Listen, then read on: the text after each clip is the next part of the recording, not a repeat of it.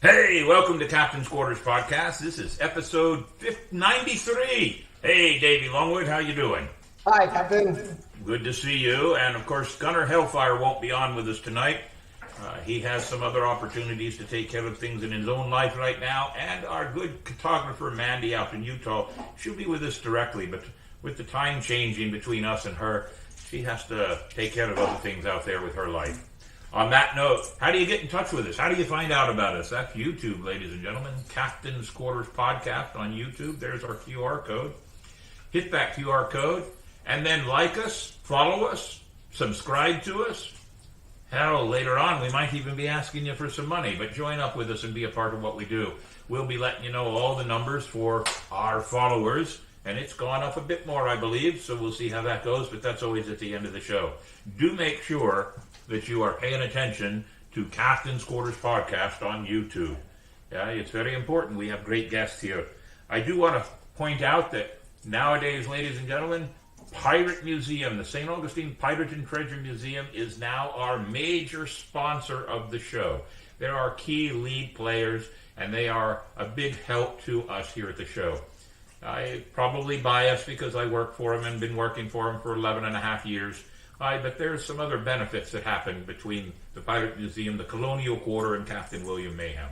So making them our main sponsor is always a good way to play it. Now, on that note, we always do at the very first, and I have my glass of rum ready, we always do 8 bells, sponsored by our friends, the family of reenactors, the Riker family. And how many do we have on tonight's run there, Mr. Davey? We have 6. 6. All right. Let me put my glasses back on. Ladies and gentlemen, as you know, 8 bells is a signifying tone for the end of shift and or out of honor, the end of someone's life. So we will be doing 8 bells on these people. Oh, you put the hard one up there, right? I'm not going to even say her real name. I'm going to say Sinead O'Connor. And that was the one, Davey, you and I were talking about earlier. I couldn't remember the name. Sinead O'Connor was an Irish singer-songwriter and political activist. Her debut studio album, The Lion and the Cobra, was released in 1987 and charted internationally. Her second studio album, I Do Not Want What I Haven't Got, became her biggest success, selling over 7 million copies worldwide. Its lead single, Nothing Compares to You, is named by the #1 world single in 1990 by the Billboard music artist. Ladies and gentlemen, she was only 56 years old.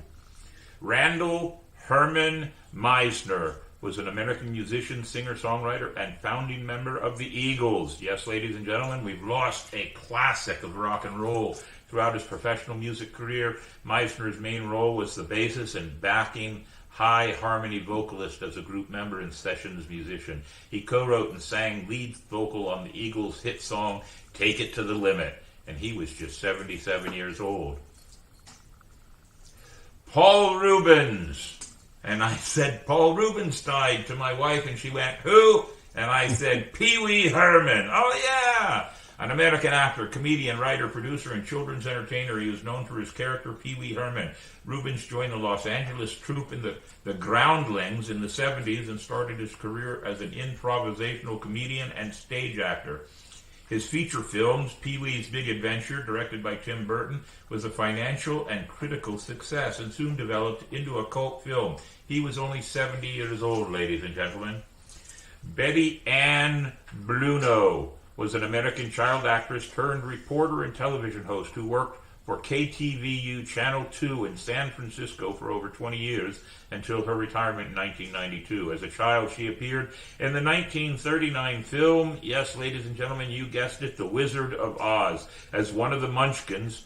Before that, she had a bit role in John Ford's 1937 film, The Hurricane. Her work in television won her 3 Emmy Awards. In 2020, she published her autobiography titled The Munchkin Diary, My Personal Yellow Brick Road. She was 91, ladies and gentlemen.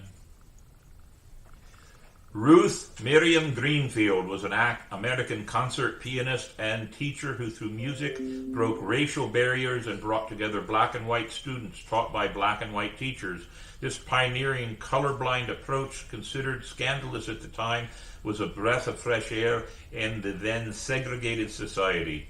Ruth Miriam Wolkowski was born in Key West, Florida. Greenfield graduated from Miami Beach High School in '41, then studied for 2 years at the University of Miami, then obtained her bachelor's and master's degree in music at the University of Michigan in Ann Arbor. She was 99 years old. Bo Goldman was an American screenwriter and playwright. He received numerous accolades, including 2 Academy Awards, 2 Golden Globe Awards, 2 Writers Guild of America Awards, as well as the Lifetime Achievement Award in 1998. He also received 2 BAFTA Award nominations. Goldman received 2 Academy Awards for his screenplays of One Flew Over the Cuckoo's Nest and Melvin and Howard. He also wrote The Rose, Shoot the Moon, Scent of a Woman, and Meet Joe Black. He was 90 years old. That's all 6, Mr. Davey? Before we ring the bells, though, I do have a couple of others. These are locals. Over the past 4 or 5 days, ladies and gentlemen, on my own personal Facebook page, I've lost 4 friends. A couple of them that I knew personally, others they were cyber or Facebook friends. 4 people. One of them was a musician here in St. Augustine, and she was very young. She was having troubles with lung cancer and passed away. I'm not mentioning their names just to keep some things more private for them as to what they were doing. Another good friend of ours, her name was Little Lindsay. My wife would remember her. She was an on-again, off-again member of our crew, the St. Augustine Swashbucklers. I just received word this morning that her father passed away over the weekend. We send our condolences out to each and every one of these people who have lost family members, and all of us have lost something by the loss of these great celebrities and entertainers. And as always, we raise our glass and pay homage with 8 bells.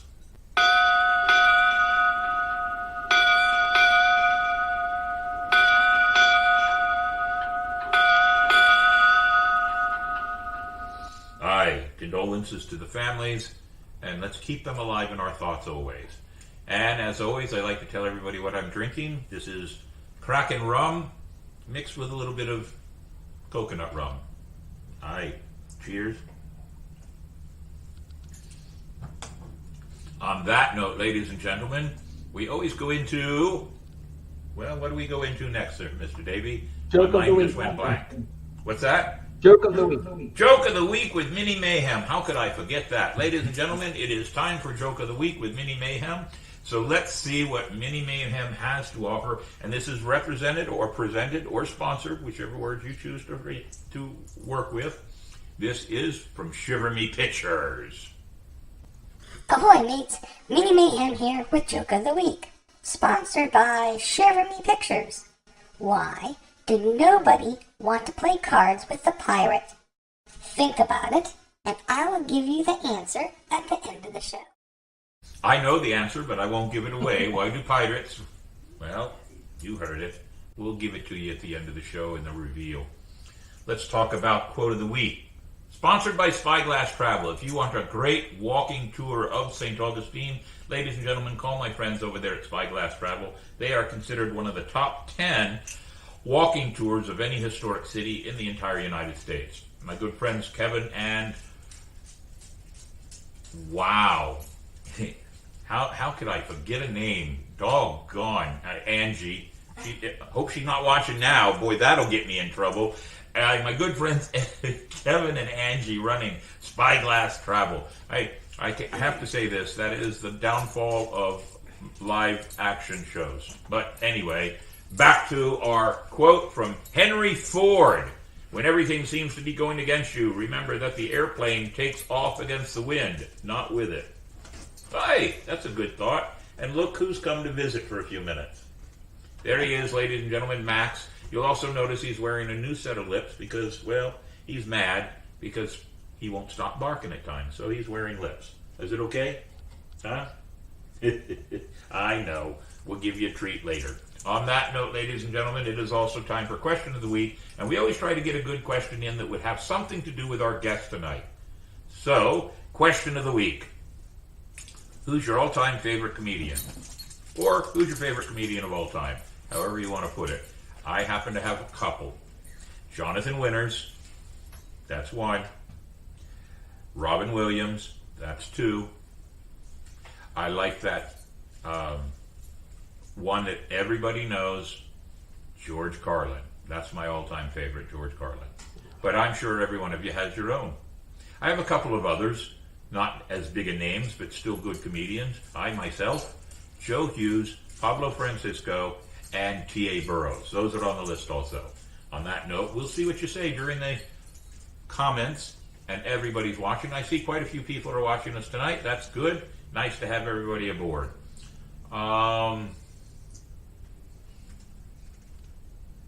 Sorry, I saw something in the comments. Had to see what it was.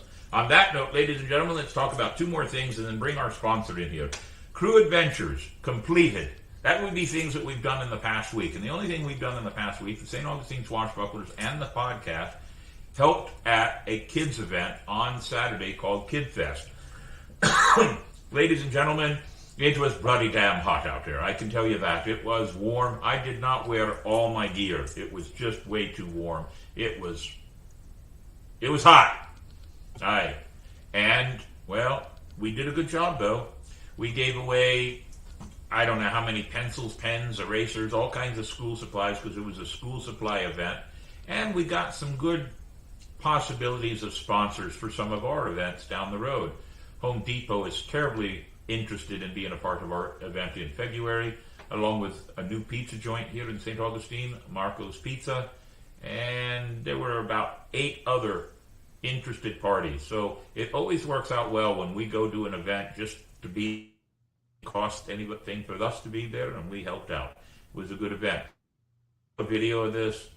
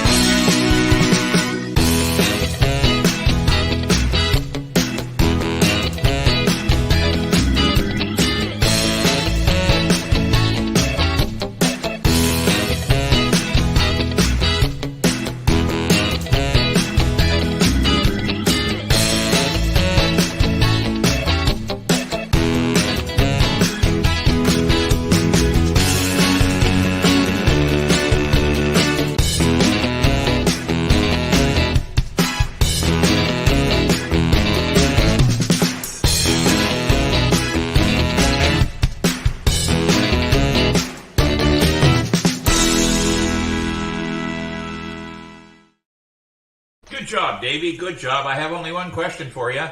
How do we get Do on we the own ship? that? Do we own that piece of music? Yes. Okay. If any of you wonder what the question is from, we learned our lesson the hard way when we first started doing this show. We were just using music. And we found out YouTube was blocking out those segments of our show because they wasn't our music. So now we buy our own music so we don't get in trouble. I should have known better, being in the entertainment world, but hey, some of that music I found on YouTube. We're on YouTube. I thought it was okay, but I guess it's not. So we now buy our own music along with everything else. On that note, good job. I do want to throw a shout out there to Marissa and to Rachel, Raylan, and Riley.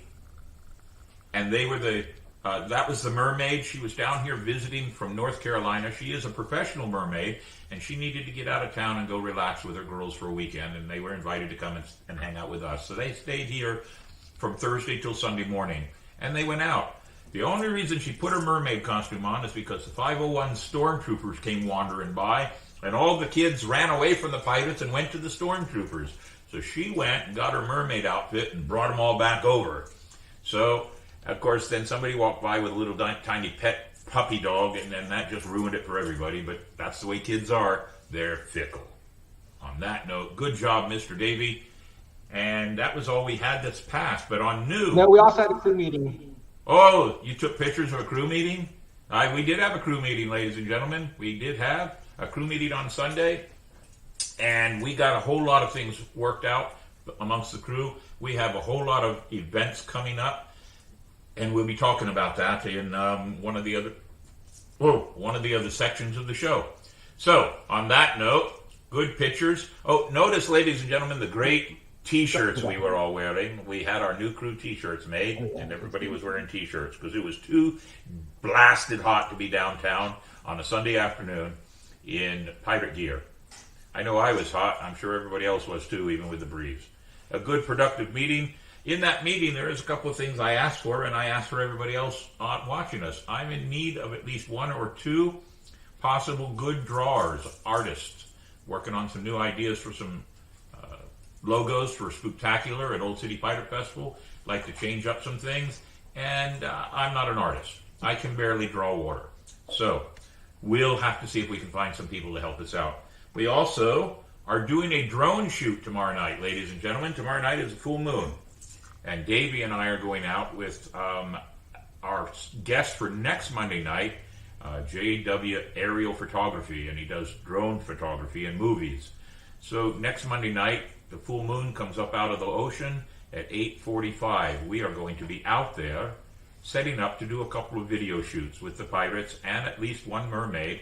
Anybody in my crew that wants to go out there and hang out, come out there and let's take a couple of extra videos and do what we can. And anybody that's not of our crew, come out anyway. I'm going to have an ice chest, and I bet I'll have some refreshments in that ice chest.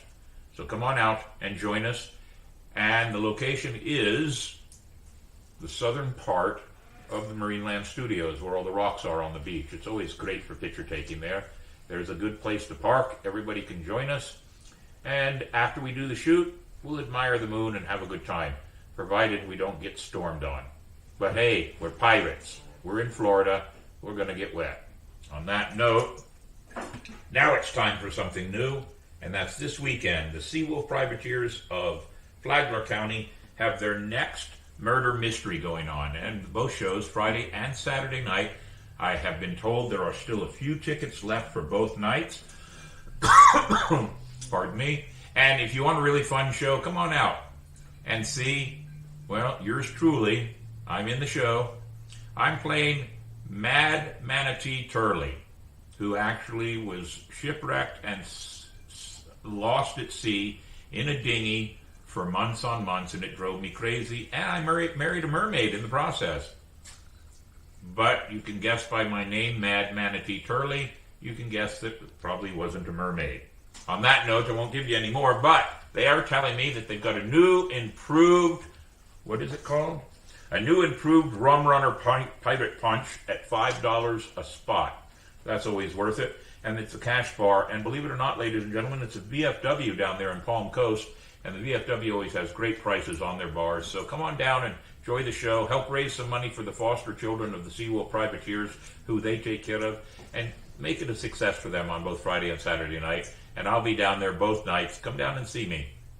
And laugh at me. Yes, because I'm not a script person. So we'll see how that finally goes. On that note, I don't think we have anything else there on the schedule.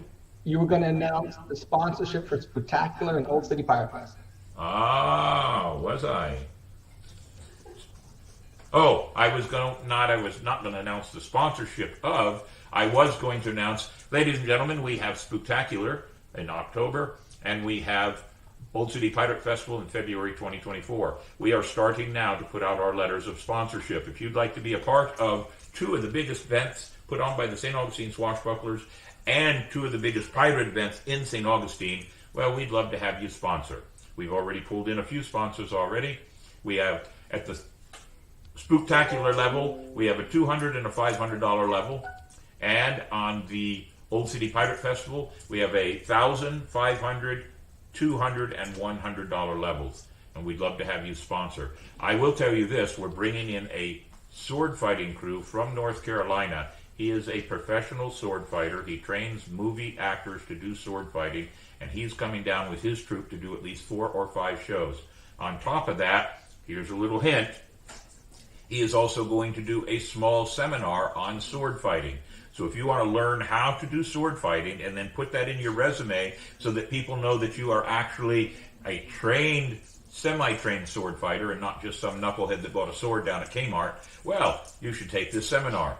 Be watching for the details of that and come join us. Old City Pirate Festival is looking to be a 2.5-day event this year. Well, not this year, next year, 2024, February. Be watching for us. On that note, I do believe we've covered it all. Don't you think there, Mr. Navigator? Hi, Captain. Very good. So, how about we introduce our guest? Ladies and gentlemen, I've known this man for about 3 years now, maybe 4, just before COVID, I believe it is. He's a comedian that was out in the California area and decided to wise up and come to the promised land of Florida. And ladies and gentlemen, I present to you a good friend. I've actually done at least one job with him, Mr. Joe Hughes. Oh, hey, look at that. How are you? I'm doing well. Thanks for coming out and being a part of the show. I wish I'd have put on pirate gear.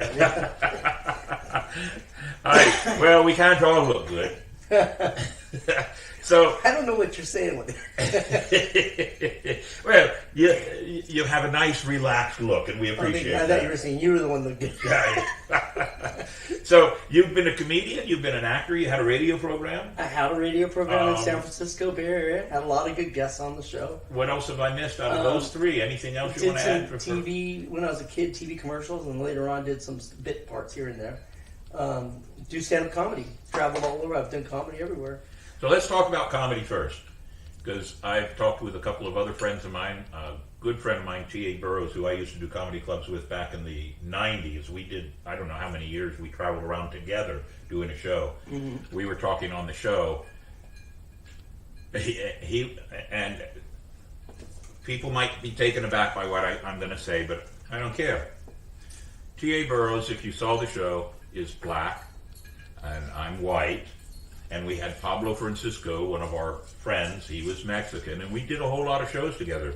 We did 3 years worth of shows, traveling every military base in California, Nevada, New Mexico, and Utah. The jokes we did back then, couldn't do them today. Couldn't do them today. Times have changed. People have gotten very sensitive. Yeah. And has it affected your monologues?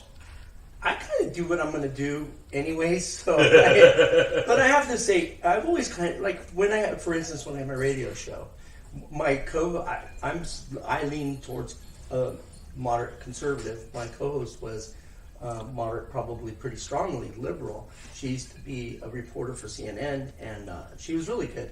But I used to tell my co-hosts, I used to say, listen, we don't do politics on here, we don't do religion, because it's the best way to lose half your audience. Yes, it is.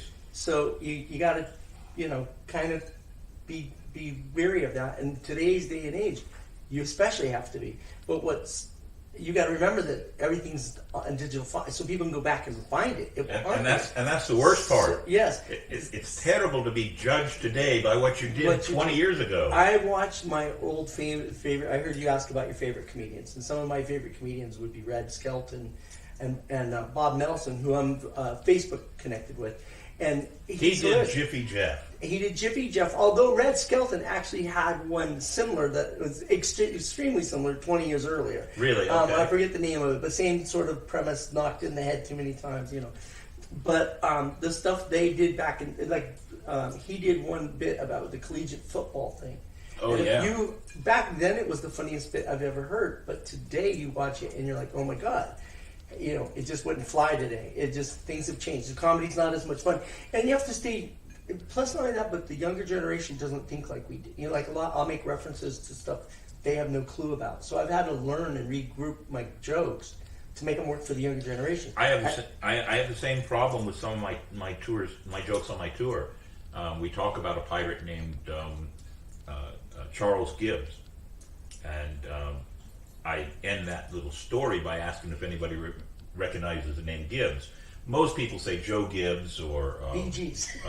but it's always somebody says Bee Gees, always, and I say no, he was not one of the original Bee Gees, because if he had been one of the original Bee Gees, because he was hanged, Staying Alive would have been a terrible theme song, and everybody gets it. Almost everybody. Anybody that's about 23 and below, they stare at me like I got a third eye. So you do have to change everything. You have to kind of change it out. Everybody has a dog. Everybody can relate to a dog. So I'm doing a lot of jokes about my dog. I'm doing a whole bit now about my dog, the drug smuggler, because TSA's got so hard for you to smuggle your own stuff. You're going to Vegas, you want to party or something. So I just bring the dog and get him to eat it all before I go. That's the premise of the joke. And then I look like a conscientious dog going at the other end, clean up after my dog because I want to get my stuff back. Everyone can connect to that because they all have a dog, and most young kids are doing some sort of contraband. No, I'm just kidding, young kids. Yeah, it's. I mean, doing comedy today. All my comedy, doing magic comedy with props and everything, which is a prop comedian is way different than a stand-up comedian. There's a gulf there. There's guys like Carrot Top that does. He's sort of in between the cusp. Yeah. I mean, I had friends that were comedians that were stand-up comedians. They didn't like prop comedians because they and I don't even know how you feel, but they would give you a hard time. They would give you a hard time because their comedy is stand-up comedy is pure comedy to them. That's the purest form. But to me, comedy is about making the audience laugh and have a good time. So it doesn't matter what you do. If you walk up on the stage and drop your drawers and that's funny, well, okay, there you go. But of course, we can't do that either. But so what are some of the great comedy clubs you play? Oh, I just recently, not recently, a few months back, I did a little mini tour in California. I flew out and I did 3 or 4 shows in the 90s. I was there to see the grandkids. But make use of it, get paid, go, get tax write up the whole thing. Absolutely. So I did. I don't know if you're familiar with Samuel Bade is the host of 100 Humans on Netflix. He and I, the first night either one of us had ever done the improv in San Jose, California, we did it together. So it was always fitting that whenever we come back into town, like he actually reached out to me, when will you be back in town? I gave him the dates. We put together a show. And on a Wednesday night, we had 270 paid guests in the audience. Well, that's good. Yeah. We did the San Jose Improv, and then 2 nights later, I was at the Sacramento Laughs Unlimited, and then a couple nights after that, I was doing a private event, So when I was out there, I used to do a lot of big winery shows. I produced them, and I'd have a lot of big-name comedians on the show. So I get the benefit of actually working with some really cool comedians. So let's name drop. Well, for one of the funniest young men I've ever worked with is Mike Winfield, who just did America's Got Talent and made the All-Stars. And he's hilarious, the funniest guy you'll ever meet. And he used to be a recurring character on The Office. So, there's one. And there's a number of them. I mean, Chi-Chi from Scarface was both on my radio show, Angel Salazar, and him and I have done a number of shows because we did a little mini tour in Florida here. We started up here in St. Augustine, and then Daytona, and then we did Titusville. By the time we did Titusville, we sold that show out within 48. When the tickets went on sale 48 hours later, they were sold out. Where'd you do it in St. Augustine? How did I miss that? Back at Jackie Knight's. Oh, Jackie Knight's Comedy Club. Yeah. I used to MC some of her shows. Yeah, in fact, but I think that one, there might have been one that got canceled. And I'm trying to remember. That might have been in Orlando. We had one in Orlando that got canceled. Mark Price and I were. Who played? Pardon He me. played Skippy on Family Yeah.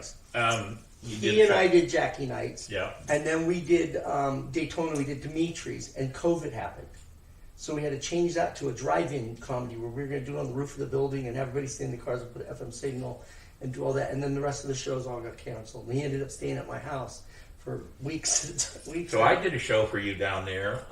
We did a pirate festival. A little pirate fest there. And the same day, it was at the time when everybody was tearing down statues. And in St. Augustine, they were tearing down a statue of some famous pirate character or somebody. And so all of the people that were coming to that show ended up going to protest to stop them from tearing that statue down. It was Loring that they were. He was a military, famous military person, and they took that statue. It caused quite a bit of stir here in St. Augustine. And that right there is just more proof that people don't have a good sense of humor. No. They really don't. Years and years. It's history. Sometimes we don't like the history, but it's good to remember history so we don't repeat it. That's the main point, and the other point is if you can laugh at your history, then you'll understand it even better. That's the other thing. I use in my pirate tours. There's comedy in there. There's a lot. You can't get away with it. We still had a very good turnout. It was a fun day. It was good having you out there, and it was fun. It was a very fun day. Sadly, that we lost half the audience. We would have had double the. It would have been much more fun with a larger audience, but it was a good day. Turnout, yeah. And we need to really work on a couple more doing those. So I was an extra in this movie. So I see that he put up me and Jerry O'Connell. That was the filming in Sacramento at the new basketball stadium, and we were filming the movie Ballbusters. I was a bit part extra in that movie, but Jerry was a wonderful guy, really nice guy. And that was after filming, we were heading home for the day. I liked him when he did Sliders. He was Sliders. He was on Jerry Maguire. Yeah. He was on a lot. He's been in millions and millions of movies. Very recognizable guy. I got to pay attention because I didn't know he was putting those up there. Yeah. Davey's controlling I'm just sitting here. I must say, by the way, you asked him if we. Oh, that's Chi-Chi Scarf. That was when we were doing. He had actually been hired to do a promotion for Bike Week for a bike company, and then we ended up going to the Hilton and hanging out. And there was in our group was the cousin to Tony Danza. There was the girl from Con Air. There was him, myself. There was a number of. So the whole place was full of people just having a great time who've been in different types of business. I'm surprised he put that up. Yeah, it's Chi-Chi, my buddy Chi-Chi. Yeah, he'll put out, there's another one. What's that one? So that was at the San Jose Improv, I believe. And is that Will Durst? Who's there? Who was in that? I can't see. No. That was just a bunch of fans that were taking a picture after the show. And a couple of the comedian friends of mine. But that was at the San Jose Improv. And that is Corey Chalmers, who was from, if you remember the TV show Hoarders. Yes. Yeah, well, actually, that was from my day job. I was actually code enforcement building inspector, and we were doing seminars for hoarding, and Corey happened to be there teaching the class. I'm going to ask my off-camera assistant to add another drink to me, because I forgot to bring the bottles over here. I'm good. I have whiskey. I'm fine. Thank you. What are you thinking? Hey, Kraken and coconut. And 2 ice cubes, please. So I started to say the music thing. You mentioned your cohort who's navigating. He looks like John Denver. I'm surprised you don't get all the John Denver music for price. You know what? I never thought of that. Davey, put your face back up You should there. be getting a half price deal on the John Denver music. Yeah, you look like John Denver. You sure do. I never thought of that. I'm surprised you're not playing John Denver music. You just say, well, it's mine. I just do me a favor, Davey. Never take a ride in an airplane, okay? I just started at my age, training to be certified to jump out of airplanes. Have you really? Oh, you know what? I saw that on your Facebook page. Yep. Right. Made my first couple of jumps, and let me explain something to you. So that's Dwight Clark. The photo that's up now is Dwight Clark, 5-time world Super Bowl champion. Yeah, very cool. That was at a Super Bowl thing. That was actually via Carrie got us into that. She used to work for the 49ers. Coming in. Thank you very much. Had a high-profile job with the 49ers. We used to get to all the big events. Thanks to my stage manager. Jim Brewer, comedian. That's a funny guy. If you want to see something funny, Google, search on YouTube for Jim Brewer doing the hokey pokey bit with AC/DC. It is hilarious. I have seen that bit. We were both in Bahamas at the same time and met up at the tiki bar and just had a beer and laughed and had a blast. But he insisted on him taking the selfie. I don't know, with my phone, so I don't know why. I guess he had a way of making himself look better and me look like hell. 6-time world champ Guerrera, Roberto Guerrera. We were doing a fundraiser for Breathe for Kaylee, children who have lung cancer. I don't know if it's Cystic fibrosis. I'm not sure exactly what it was, but the young girl died. The family was doing this foundation. He was there. The little girl from Disney's Dog with a Blog was there. Anthony de Guzman Jr., who you hear all the time on X-Sirius, very, very. Carrie called it when he was first starting out. He used to do a lot of my shows for me when I was producing shows, and she always said that guy's going somewhere. Well, now he's huge. You'll see him, he's huge. He's doing his own special, and he's huge. And he gave of his time to come do that. And a magician. You're a magician. Timothy James, magician, wonderful friend of mine. He won Lance Burton Excellence of Magic in Vegas back in 2010 or 2000. Really? He came. They all donated their time to do this event for children. Very it was cool. Really great. Yeah. Have you ever been to the Colonial Quarter, the stage we have under the big oak tree? I believe you and I did. You took me for a little walk around. We were talking about working we together. need to put a really good comedy show on. I believe we should. I think we should. I just recently did a fundraiser in Ormond by the Sea for lady sports team thing. We did a fundraiser. It was a lot of fun. Local comedian here in town, Michelle Keith, and Peter O'Keefe out of Flagler area. We all did the show together and raised quite a bit of money for the organization. So I do a lot of that. I'll lend my services for. I did one for kids helping kids. I get called to do like that. American do Cancer that kind of thing, Society, and I will do a 20 or a 30 minute. I think when I did the show for you down in Ormond, I might have done like a 45, 55 minute show. But normally if there's other people on the stage, it's best that I only do so much and let some of the bigger names have more stage time, because that's well, we were scheduling the way that worked, that was your time, and then we were moving through the day. So yeah, it would have been a bigger event had we not lost right. Had we not Absolutely. been in crazy times. But and I was already wore out because it was on the 3rd floor of this establishment. There's no frickin' elevator, and I had to cart all my stuff up 3 flights of stairs. They finally put in a food service elevator. Those poor kids that work there have to go up and down the stairs. It's terrible. It's terrible. So, but it was a good time. And I will say this: even though the attendance was not as grand as it should have been, I will say this about this man. He still, at the end of the day, walked over and put my paycheck in my hand and said, "Thank you very much." So you did a great job. I mean that's a good thing. I mean, I've done some shows for some people, and they're not happy with what's going on. We still had a good turnout. We had. My thing wasn't that we didn't have a good turnout. We could have had a spectacular turnout. We still had a good turnout. It's just, can you imagine the turnout we might have had we not been up against right? And so we've got to, and now that everything's gone away, we got to do it again. The light keeps turning. Yeah, I know. It's we're gonna fix that. I think there's a whole part of the haunted pirate mansion. Yeah, I think there's a problem with this light. We come on, and before I come on, you're talking about all the people that passed away. Ring the bell, and then let's bring in the comedians. Yeah, oh great. Yeah, now the light goes. But you mentioned one of the Eagles died. I didn't know that. Yeah, I didn't either. I didn't catch that one until Dave. Davey's really good. John Denver. What's that? John Denver? John Denver. He is so good.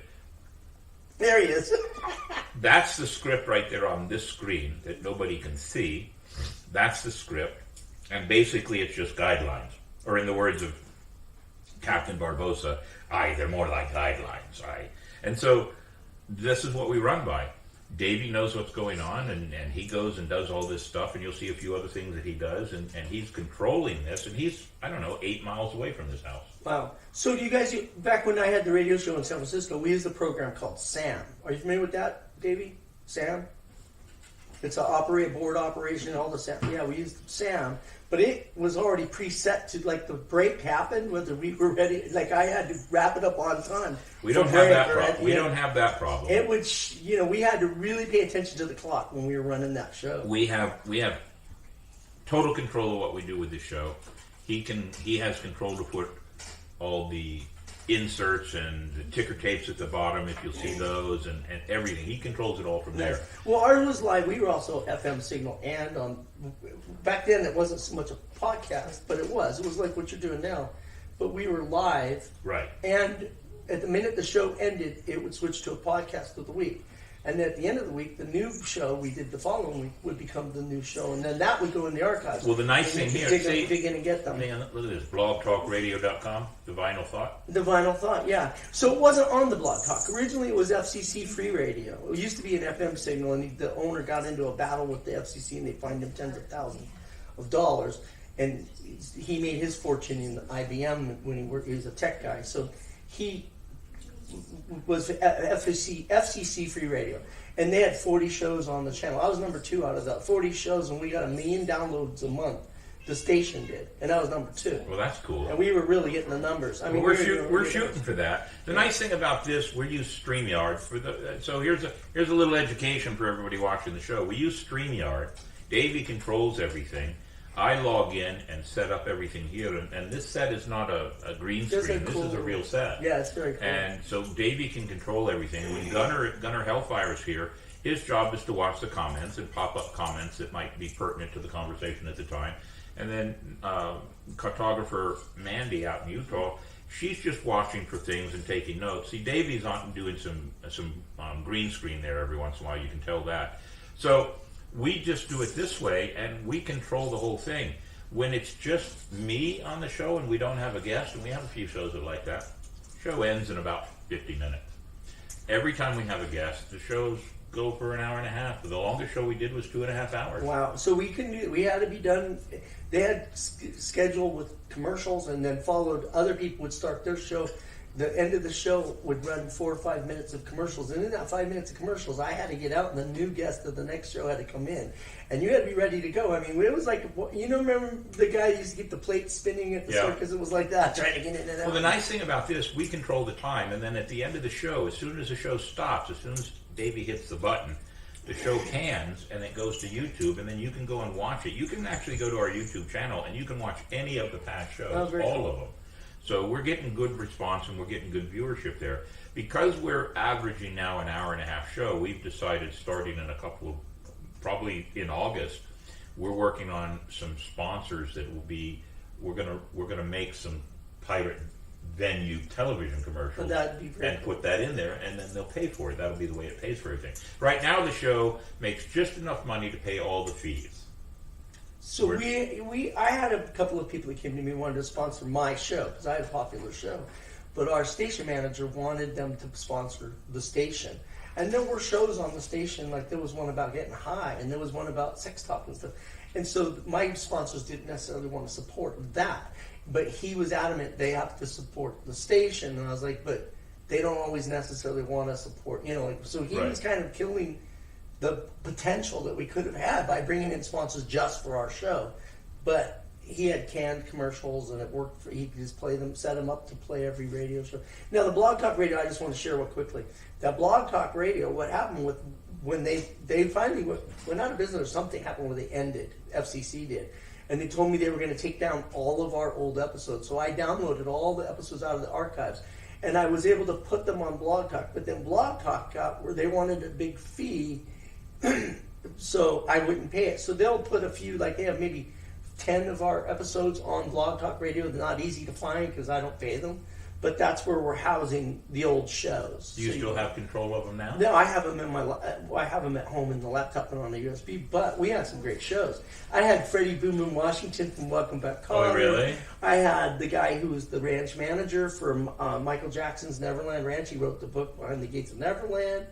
I had Hank Harrison, who happens to be Courtney Love's father, on my show, telling our audience that his daughter Courtney Love killed Kurt Cobain. He was adamant about it. He said she killed him. I know she killed him. Wow. Yeah. Now, Courtney, again, like on that show, I'm telling you, I'm just repeating what we were told. I'm not saying that. Don't come kill me here or sue me. You should get you a YouTube channel and put them all on YouTube. I've been thinking about starting it back up. For a little while during COVID, Mark Price, who was on Skippy, on Family Ties, and he was on Trick or Treat with Gene Simmons. He was staying at I had a little rental house on the corner. He was staying in our house for a couple months during COVID. So he got together with Rock of Daytona, and the two of us, I would call in on Monday and Wednesdays and do the show with him, and we would do, he was doing Totally Back to the 80s radio show. And then I would call in on Mondays and do like a record review, album review, because my show was partially music too. And we pretend like it was today. We're reviewing an album that came out in the 80s, like Van Halen or something. But we pretended as if it was brand new. Go check it out. We would talk about the idiosyncrasies of the music and so on. I'm gonna holler off stage real quick here. There it goes. It's coming back. All right. I don't know what happened. I don't either. Joe's wife and my wife are sitting in our what we call Rogues Gallery, and we have the big screen on so they can watch what's going on. And something just happened to it. I don't know why, but they're fixing it, and I'm watching them be frustrated, and so wasn't trying to not pay attention. No, again, one of those fallacies of live programming. I've had guests like that. I was doing an interview with I think it was Jeffrey Sherman from his dad and uncle are the Sherman brothers. They wrote every Disney song there is. They wrote "It's a Small World." If you go through this boat ride, "It's a Small World," his dad and uncle wrote that. They wrote everything. He gave me a signed CD of his. There's a program he put together about them that's out on YouTube or whatever. But during the interview, I was preoccupied with some stuff that was going on at our studio. And there's times like that where I'll be preoccupied and people think I'm not listening or that I'm being rude to them. And God forbid, Jeffrey, if you're listening to this, I apologize. It wasn't like that. And, you're busy with stuff going on. You're watching your time. It's the same thing with comedy. There's a bit you can find of mine on YouTube. It's called Joe Hughes Germaphobe. And if you watch that, I look like I'm crazy because I'm going to mean, I even say I'm ADD. Well, the truth is, I'm watching the guys tell me, hey, you got 2 minutes and you're done. The waitress is trying to help customers right in front of me, disturbing everybody.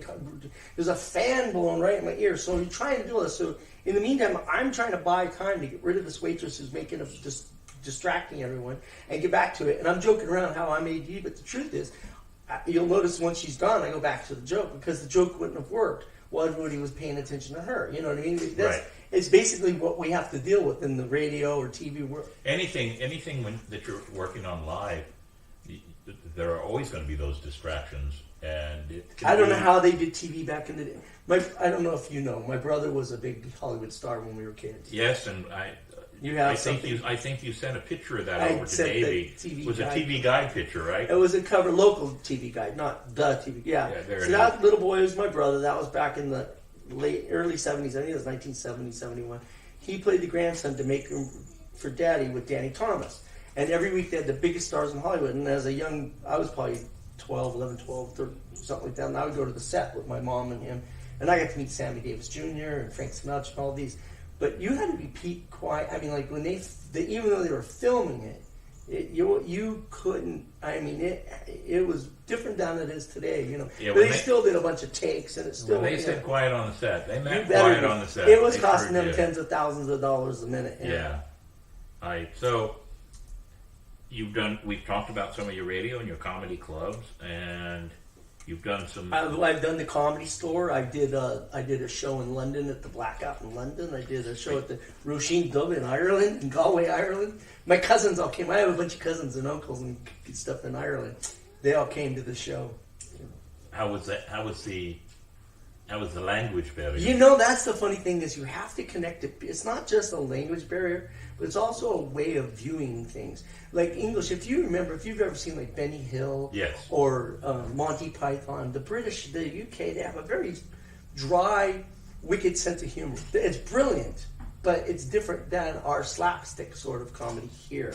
And so you have to kind of create how they're, like I was recently in Mexico and I was at a resort and they knew I was a comedian. They asked me to do some stuff and I said, but half the audience is Spanish and doesn't speak English. And I thought, well, you know what, that's funny. I actually have a joke like that because learning Spanish, I was a plumber at the time and somebody said, I said, how do you say, I was learning to speak Spanish.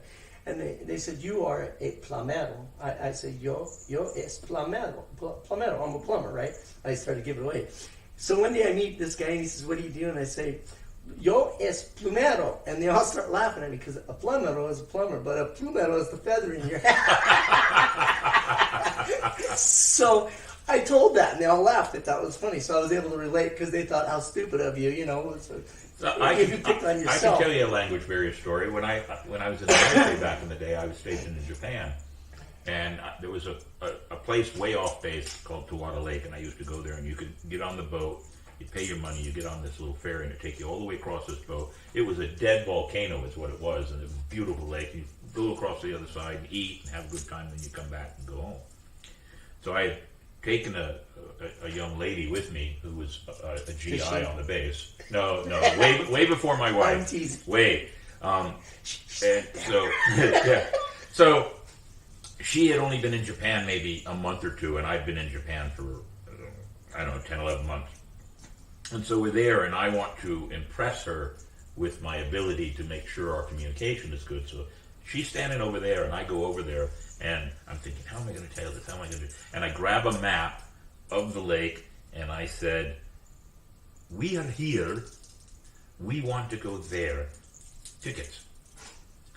And the girl looks at me, the Japanese girl behind the ticket booth looks at me, and in perfect English says, oh, you just need 2 tickets to go across the lake.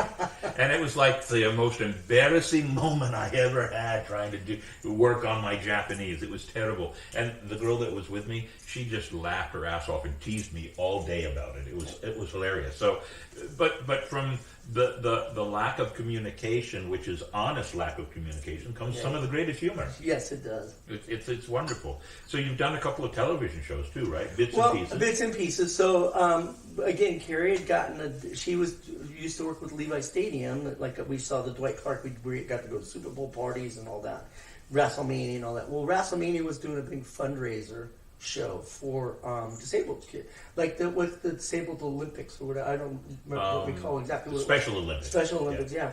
And believe it or not, it was WrestleMania, and you think these like you're talking about Triple H and John Cena, the Bella Twins, Natalia, they were all there, and McMahon, Stephanie McMahon, and you would think that they were like their persona comes off as very hard, aggressive.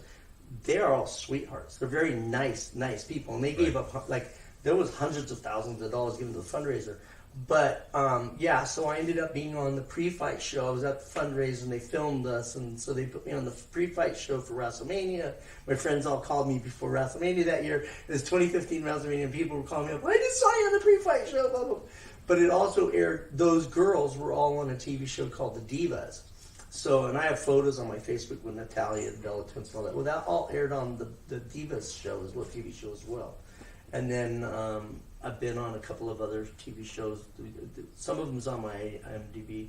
I was on America's Got Talent back in 2015. And I didn't make, there's Bella Twins right there. That's the fundraiser. There you go. And I didn't make the contest. I got washed out early on. They didn't bring me back. What year? Yeah.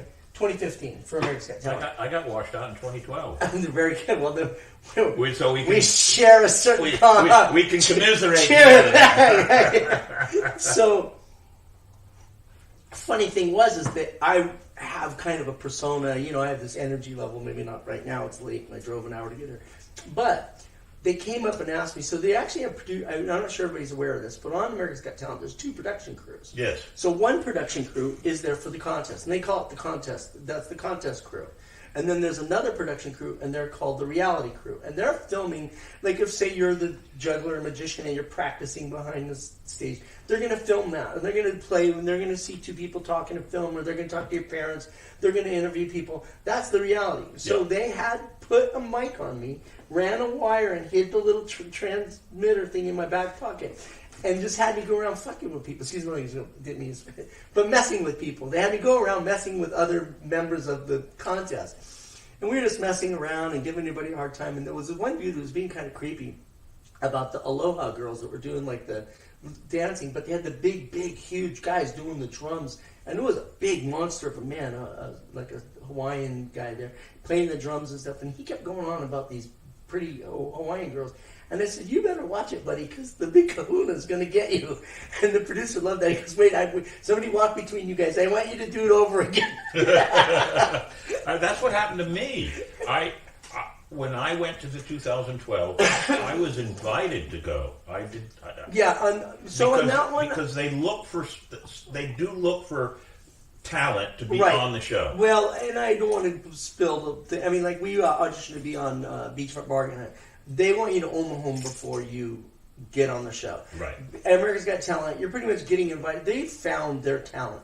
You know, now every now and again, it's sort of like the walk-on. They've already drafted all their football players, but there's that one walk-on guy that might make it. 100 million walk-on guys are not going anywhere. Well, there are those walk-ons. Well, they actually, 2012 season, which started in 2011, they called me on the phone and literally... They mailed me a ticket and said... Literally, when they called me on the phone, I went, yeah, right. I thought somebody was playing jokes on me, and I hung up. And then I went and sat down on my computer later on that afternoon. There was an email from me. No, that was really us. We'd like to talk to you. So I called them back.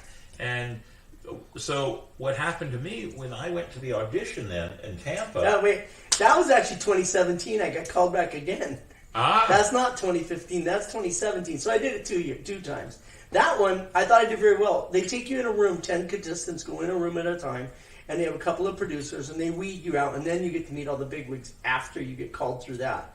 10 contestants and their families were in the room. All of them said, "You killed. You're going to go through," and I didn't get the call. I thought I was going through because everything they sent me, because they send you all this information where they need your personal information, they want to know. They sent me to a website to pick out music for my magic trick. I'm going, I must be in the show. I must be in the show. And the reason that year in 2012 that they called me was because America's Got Talent started in England. Oh, right, with Simon, yeah. And so the British people, they were going to be in Tampa, and they wanted some pirates. And so they called me, and we eventually ended up doing it. So I went through all of this, and they did the same thing with me. They had me walking through the crowds in Tampa. Oh, yeah. And I have a trick where I pour rum from a bottle and let go of the glass and tip my hat and then grab the glass again. You know, the glass suspends in the air. That's cool. And so the good part was, even though they didn't pick me, that bit 8 seconds bit was the flashes, yes, everything. So on the 2017 one that he just put up, they had me sit in front of a camera, and the camera was like a high-speed camera. So they had people were walking around behind us and practicing. There was a juggler nearby, and they had me just stare at the camera, smiling, and it was going 100 miles an hour. But meanwhile, people were walking around and stuff was going by. Well, when they played it back, it looks like the world's going 100 miles an hour. It was the other way around.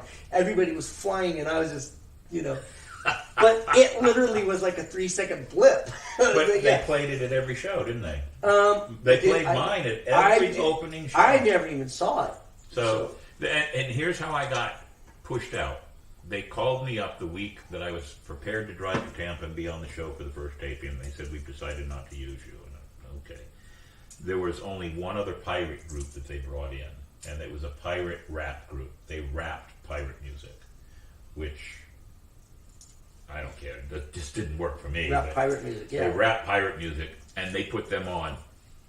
They got 4 gongs or 4 X's within 40 seconds. They were off. And I always tell everybody, see, if they'd used me, I'd still be in the show. Years and years ago, another brother of mine was on the Gong Show, and he got gonged quite readily right away. What was his act? He wore some kind of weird, dark, gothic, like cape and hood, and he's kind of an artist. And believe it or not, he was an artist he did some stuff that was in Mad Magazine and DC Comics. And just until recently, when they were moving from California to here, he was a Disney artist. He did the artwork for their store, for Disney stores. Well, speaking of Disney artists, you're actually related. No, Carrie is. Carrie is. Her cousin's husband is Robert Farrell, who's in your pirate group. He's in the pirate circle. And he is a well-known Disney artist. He is, and he's second-generation Disney artist. And he's well-known. We were here in St. Augustine having dinner with them one night, and somebody came up and recognized, like, "Oh my God!" And it's like, I don't get recognized like that very rarely. And it's like this guy. They were asking for his autograph, and he drew him a little Mickey Mouse or whatever. I was like impressed. I don't know if they're watching tonight. I haven't been watching the screen, but. I just sent him a message and said, "Hey, I think you may know who my guest is on the show." And they went, "You're letting that guy on the show?" Great. But he was showing me some pictures of their new home down in Sanford, Florida, where they're at. Right. They just got here. And he was showing some of his Disney pirate artwork he's putting up, and I said, I hope you can save one for me. I'd like to really put one up in my room here. He drew me a great picture, and I know you always hear the dog got our homework. Our dog literally did get the picture and destroyed it, and I was devastated. And Carrie goes, I'll see if you can get another one, but how do you, you know, how do you, I know, you didn't take care of it the first time, beat it, you know. But. So there's your Facebook page, Comedian Joe Hughes. So people should follow along and see kind what of I'm pay doing. attention because, you know what, I like hanging out with this guy. We just haven't had a whole lot of time to hang out. I have outfitted you in some pirate gear before. I actually came and bought pirate. Yes, I do have authentic pirate gear. I think. Well, I was surprised to learn that you pirates go for a specific year. Like you're very. It's like. It's the golden age. You just don't dress up like a pirate. You pick a year of a pirate that you're going to be, and you make sure you're dialed in. Yes. That the gun is that year, and the sword is that year, and the hat is that year. You guys don't like. You guys recognize once like you'll say, "Oh, that's a horrible get up." Look, 1800s this and 1500s that. And he's a mess. Yeah. So we're most of the pirates stick within the golden age of piracy, which starts in the 1680s, ends in the 1720s. So you got about a 50-year time frame to fit in, but there are some that kind of mix it all up, and then they use modern day Walmart and Victoria's Secret. No, you sold me a real sword and a real hat. No, So- I got it from you. So we're gonna have to work on a couple of shows. I mean, Well, we gotta should. come We up with talked some about stuff. doing something We've here in always St. talked about it, Augustine. yeah. We did the one down there. You were doing a Celtic festival or some sort of festival, and I came in. You were doing some magic there. Yep. Yeah. We do Edgewater, Florida in November, and we're doing Panama City. And John Denver's back. Are we running out of time, John? Nope.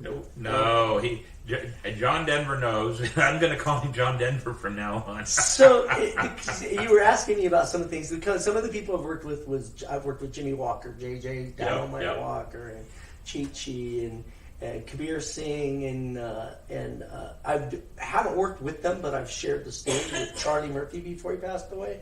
Brad Williams had popped into a show I was doing and took some stage time. So it's called shared the stage when you're not really signed to work with the guy, but he pops in and you get let in as like a guest moment or something, so you don't call it you're working together, but I've shared the stage with many of these I shows. love that when you go to somebody else's and they know you and they I mean, some of the pirate bands that I've hired or brought in, they'll hey, come on, Mayhem, you got to be up on stage, right? And the reason I like it, and I'm sure it's the same for you, but the reason I like it, it's a show or sign of respect between entertainers. Oh, so and so's here. He's in town. Oh, you're in town. Come and pop in. Yeah, absolutely. And it is nice to get that. Yeah, because that's actually an acceptance of your peers. It is. It's a nice thing. It is nice, and there's some things you have to ask for too, though. If I know I'm going to be in town and I see friends doing a show, I may ask them, "Hey, I'm going to be in town. Do you have any? Can I open for you?" Well, I've already, all that's all booked, we're already scheduled. Sometimes the club will book the opener, sometimes the headliner will bring the opener, but there's often what's called a guest set or some other time that they can fill in, and it's nice when they'll let you come up on their stage. I've learned to keep certain magic tricks in my pocket when I go to that. Just because you never know. Because you never know. They call you up on stage. There's nothing worse than trying to bring you up on stage and go, "Oh, I'm not prepared." The worst part is a magician should always be prepared because it's magic. Well, I don't like if I'm at a music event. I have a lot of friends who are in bands, and they'll say, "Hey, there's a comedian's here, and Joe Hughes, and come up, Joe." And everybody's like, "Yeah, come up." But the problem is you're at a music event, and it's a bar, and it's loud, and they're not there for comedy. No. And comedy's, it's really difficult to go up and do a set or do a couple of jokes like that. In fact, in that kind of a rowdy atmosphere, it's almost like you have to just riff and play with the audience and what ones are listening, I don't really care to do those types of Right. Yeah. Right. Because it's not that I'm not prepared, it's that they're not prepared, That's true. And that goes to knowing your audience. Well, That's important. we try to. Yeah. It can lean to being a very tough. Mm-hmm. And there was a band here in town that used to, if I went to the bar, they would call me up, and it was like, okay, and I would do at least a magic trick, but the only ones that would actually be into it were the ones that were right Within there. a circle, the right. rest of them were like, That's get off true. the stage! But you know, if I can focus on one person and connecting, that's my audience. Little by little, people will start to pay attention. You know, if I Right. stay with it and I'm funny and they're laughing, if I can just focus on that little circle, it will grow. Well, I always used to carry a shooter in my pocket, and a shooter is one of those things that you pull out and it shoots a ball of fire. So that was always a good way to get attention, but to shoot a ball of fire out over the audience, that always got everybody's attention. So now you're a magician because Now- you're shooting fire. Now you just reminded me of my stupid jokes. I did a whole list of stupid jokes. Gunn goes into the bar. He goes, anybody seen my shoot? I'm looking for a shooter. I want a shooter or something like that. And they say, well, you can't have any more. You're already loaded. Hey, Joe, just bring a watermelon and large wooden hammer. The crowd will figure out what's next. So actually, he just passed away. I Yes, was he actually did. Facebook friends. I spoke with We had him in one of our 8 bells. I had Gallagher trying to engage him for a retirement show, a big retirement community. And I was trying to negotiate with him, and him and I talked on the phone before he passed away. He and I were friends on Facebook. He was very hard on other comedians. Like, he wanted you to do your best. He was like a purist, even though he seemed like he was aloof and smashed watermelons. He wanted you to be at your best game, and he expected you to be. If you worked with him, you definitely. I didn't work with him. We were just negotiating. But I can tell you right now, he was very set on that. So I love the goofy. Like, I love Bob Nelson with this. I can actually do the monkey like he does, and you know. Bob Nelson was good because he did the collegiate football skit, and he did the Jiffy Jeff boxing, and those are the things I just. Mulligan, something Muggsy Mulligan. I forget the guy. Fred Skelton used to take care. But you know, there are like Jimmy. Not many people know him because he's a Bay Area comedian. He's passed away. Rest in peace, Jimmy. Jimmy Gunn was one of my favorite comedians, and he was on MTV and a few other things. But he and I were really good friends. Poor guy was on like a dialysis since he was 10 years old. He finally passed. But he would do a bit about green eggs and ham, and where the thing is bothering him, could you? And he's like, and finally he has this meltdown. He goes, no, leave me the F alone. Like, he has a meltdown. It's the funniest bit I've ever seen. I miss Jimmy. And any comedian from the Bay Area, if you're watching, you know I'm saying. Jimmy was like, he was everyone's mentor. Everyone looked up to Jimmy. He was an amazing comedian, and he didn't really he didn't become worldwide like some of these other guys, you know. Well, I saw some name. Oh, there's Red Skelton. Yeah. Some may not know who he is. Yeah, I mean, My favorite. Loved Red Skelton. We could stay out till the sun went, till it got dark. You know, the street lights came on. You had to go in the house when I was a kid. And his show, in the summer, daylight savings time, his show would start before it was late. And most kids I would go in the house and watch Red Skelton and give up my time in the streets. and when I listed my favorite comedians, George Carlin and Robin Williams, those are all common ones that everybody knows, but there are so many comedians that are just good by their own right. You mentioned Jonathan Winters. While he was borderline crazy, the gas station bit where he tears the gas station apart, or if you ever seen the airline pilot bit, it's hilarious. I think he did one with Tim Conway, which I got to meet Tim Conway and all of the Cara Burnett. My brother was a guest on the Cara Burnett show once, and I got to be in the audience. Really? And they are by far funnier. Those outtakes are funnier than the actual show. Yeah. What is it? Clem Cadiddlehopper. Clem Cadiddlehopper wasn't the boxer, though. Can you look up and find out who the boxer character was? So I'll give you a little. I tried to develop this and I never did it, but I, believe it or not, over the last couple of weeks have thought about this because I like Tim Conway too. Brilliant! He was wonderful. But one of the things I liked about one of the bits that Tim Conway did that was in several different characters was the short Tim Conway. Oh, I remember that. So we used to do that. Was like a thing we did at camp or something, where one person would put their hands in the feet, and you look like a little tiny. We used to do that. Oh, I'm Davey. You and everybody watching. I've already started looking at some ideas to create a small ship, a pirate ship, and have a miniature Mayhem on that ship, like Tim Conway did. Well, that would be fun. You know, you're talking about doing the thing at the park over there. We could do some stuff. We could create some. Oh, there it is.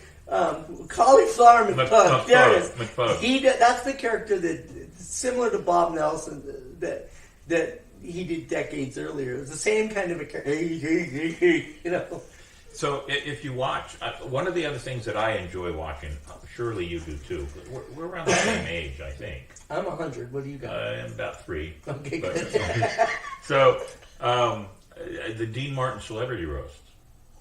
Those are wonderful. They to were watch. great, They yes. were great. They were wonderful. You had a wide variety of comedians, and Didn't get to meet Dean Martin. I got to meet I got to meet Joey Bishop, Sammy Davis Jr., Frank Sinatra. Didn't get to meet Dean Martin. Wish I would have. I love Dean. I met Sammy in Vegas.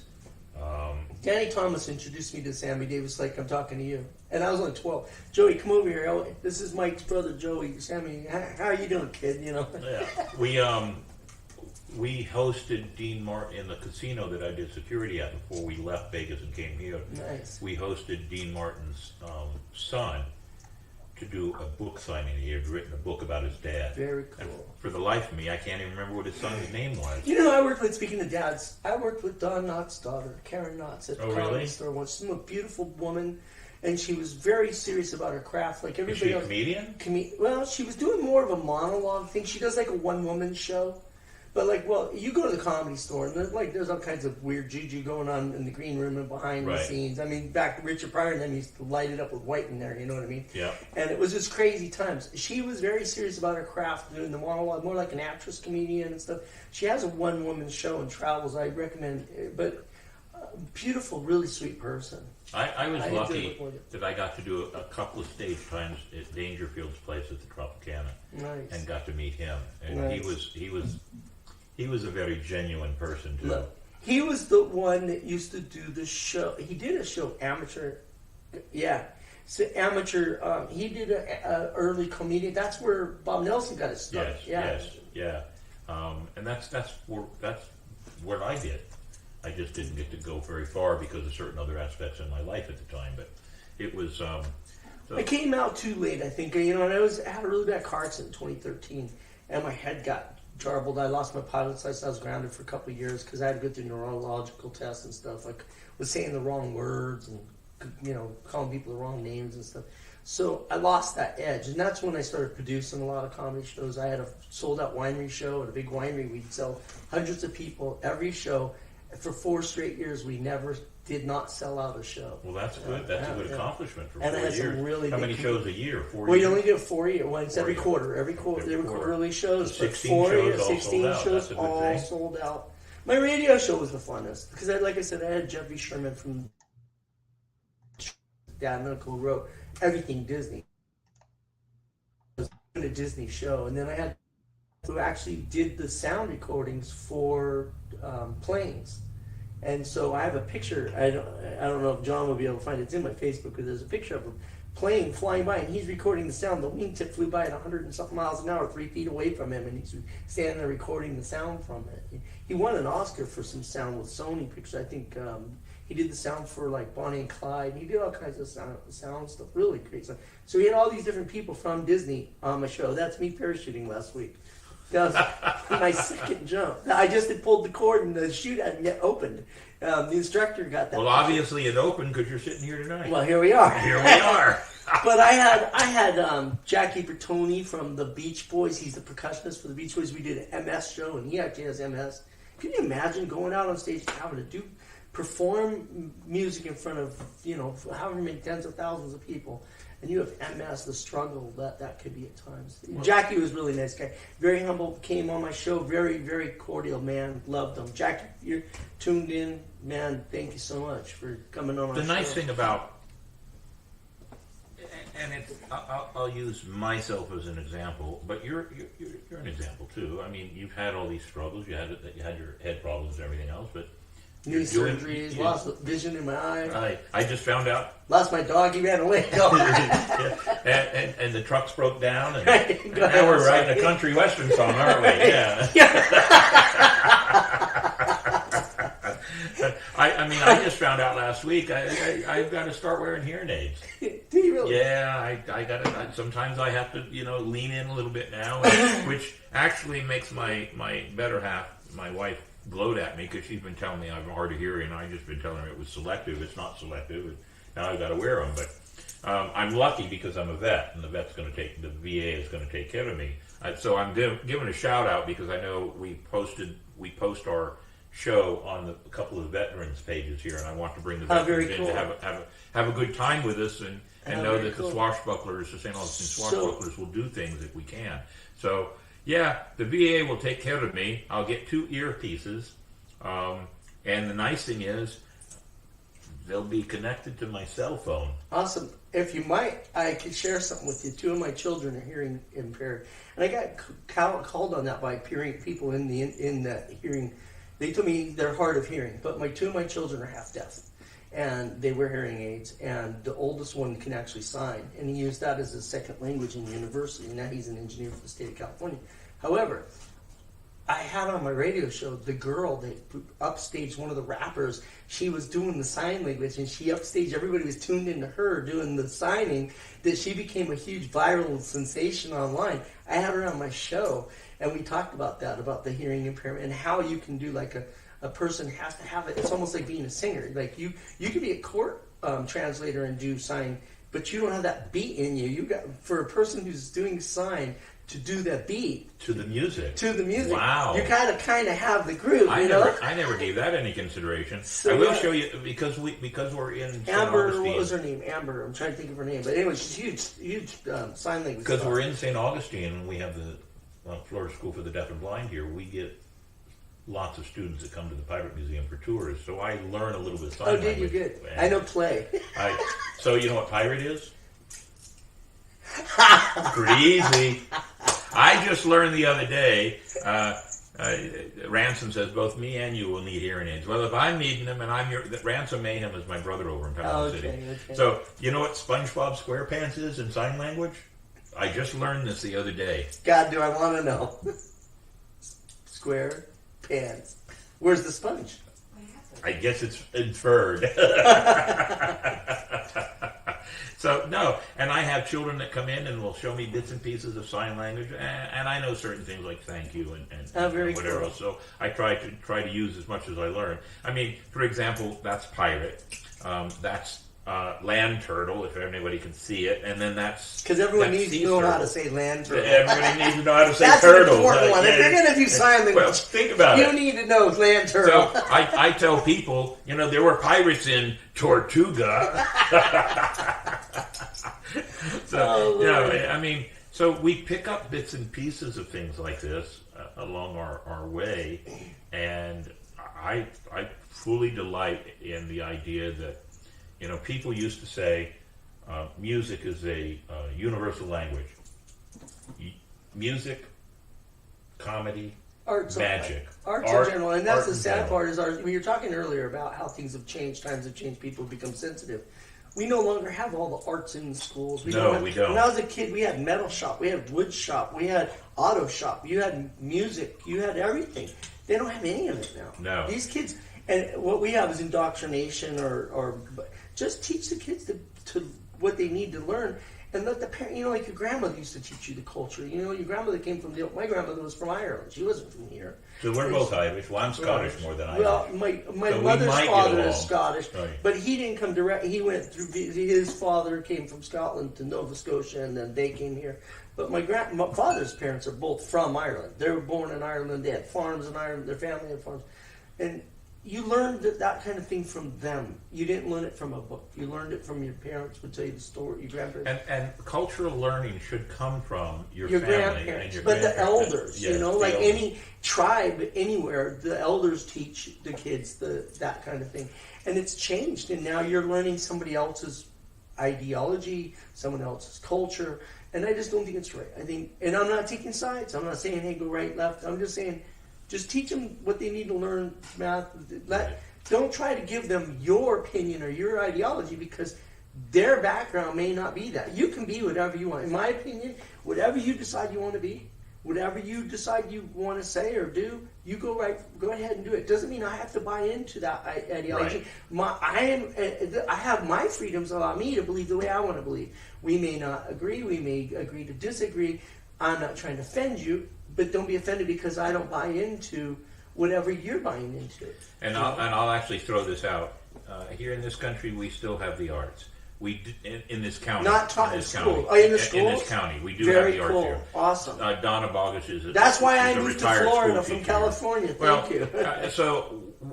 And we talked probably in the very first parts of our conversation. We said you didn't do anything to make your radio. You don't want to lose half your audience. Don't want to lose, and we try never to be political. And I don't try to offend. But here's something I throw out. I've done it before a couple of times. I'm so into the pirate history, the real pirate history. Pirates on a pirate ship, they had freedom, and the freedom was to allow them to do whatever. Everybody was part of the thing. So yes, Donna, we still have arts there, but they have taken all the craft and arts out of school to teach the kids. Yes, it's a shame. I believe that the same way. Be what you want to be. Do what you want to do. Don't force it on me. Exactly. You know, getting back and to I'll arts, accept you. If you can, there's studies that say that children that learn music or learn types of the cultural arts do better in tests. It's not, you know, like an IQ, you're either smart or you're not. But there's a difference between educated, you know, trained or learned, or just having the smarts, the wits about you. But you can learn things. But children who learn music, who learn arts, who are exposed to these types of cultural experiences, do better in regular tests on regular. Here's a perfect example. David Copperfield in his day had a project called Project Magic. and Project Magic, he brought magicians in from all over the country, and they would go to hospitals where there were patients there that had some traumatizing brain injury, and they would teach them magic. And there were 2 points for teaching them magic. It started to work back with their dexterity and their brain signifying their fingers to do what they need to do. But the minute you start to do something, and this is why I teach children magic, the minute you teach a child to do something that he can do or she can do, but none of the other friends can do, their confidence jumps. You know, we learn that as children. Think about it. When you're a child, you as peekaboo. We love to be tricked. You know, comedy is magic. Yes, it is. It's verbal magic. So where you will trick them, get them to pay attention over here. What's that slide? Where you sleight of hand and misdirection. You misdirect them, and then you show them the trick. And you got tricked, and they love it. It's like peekaboo. They love it. Well, comedy's the same thing, but we do it verbally. We take you down a path mentally. Right. And then expose you to, like, here's an example of, if I have a moment. Absolutely. We have more than a moment. Went through a breakup, divorce. I'm all by myself. I'd have 4 kids. They moved off to college, and I'm an empty nest now. My ex-wife and I would break up, divorce, and I'm trying to keep the house for the kids so they can come back to the house they grew up in and everything. And you think, after 20-something years living with a family of my 4 kids and you'd think, oh my God, poor guy, he's so sad, it's all alone. But it's not. Because for the first time I had a newfound freedom, right? I had a newfound freedom. For the first time I could just sit around in the house in my underwear. I could watch TV naked if I wanted to. I could do whatever I wanted, right? I could just do whatever I wanted. I had this new freedom. I was doing my laundry just last night. Now, the people at the laundromat weren't fucking happy about me being naked there. I was going to say doing it. But see, you lead them down the path, and you think, I screwed the joke up. So I was doing my laundry naked just last night.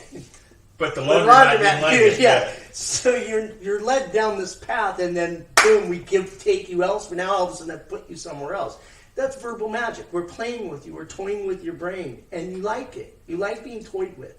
And I think that goes to what you're saying. If somebody learns a trick, it's a joy factor in playing with people. Right. You know what I mean? And it builds up their confidence. Right. And it's the same with young people trying out comedy. I'll give you an example. He's not on the show tonight, but our young friend that's part of the show is Mason.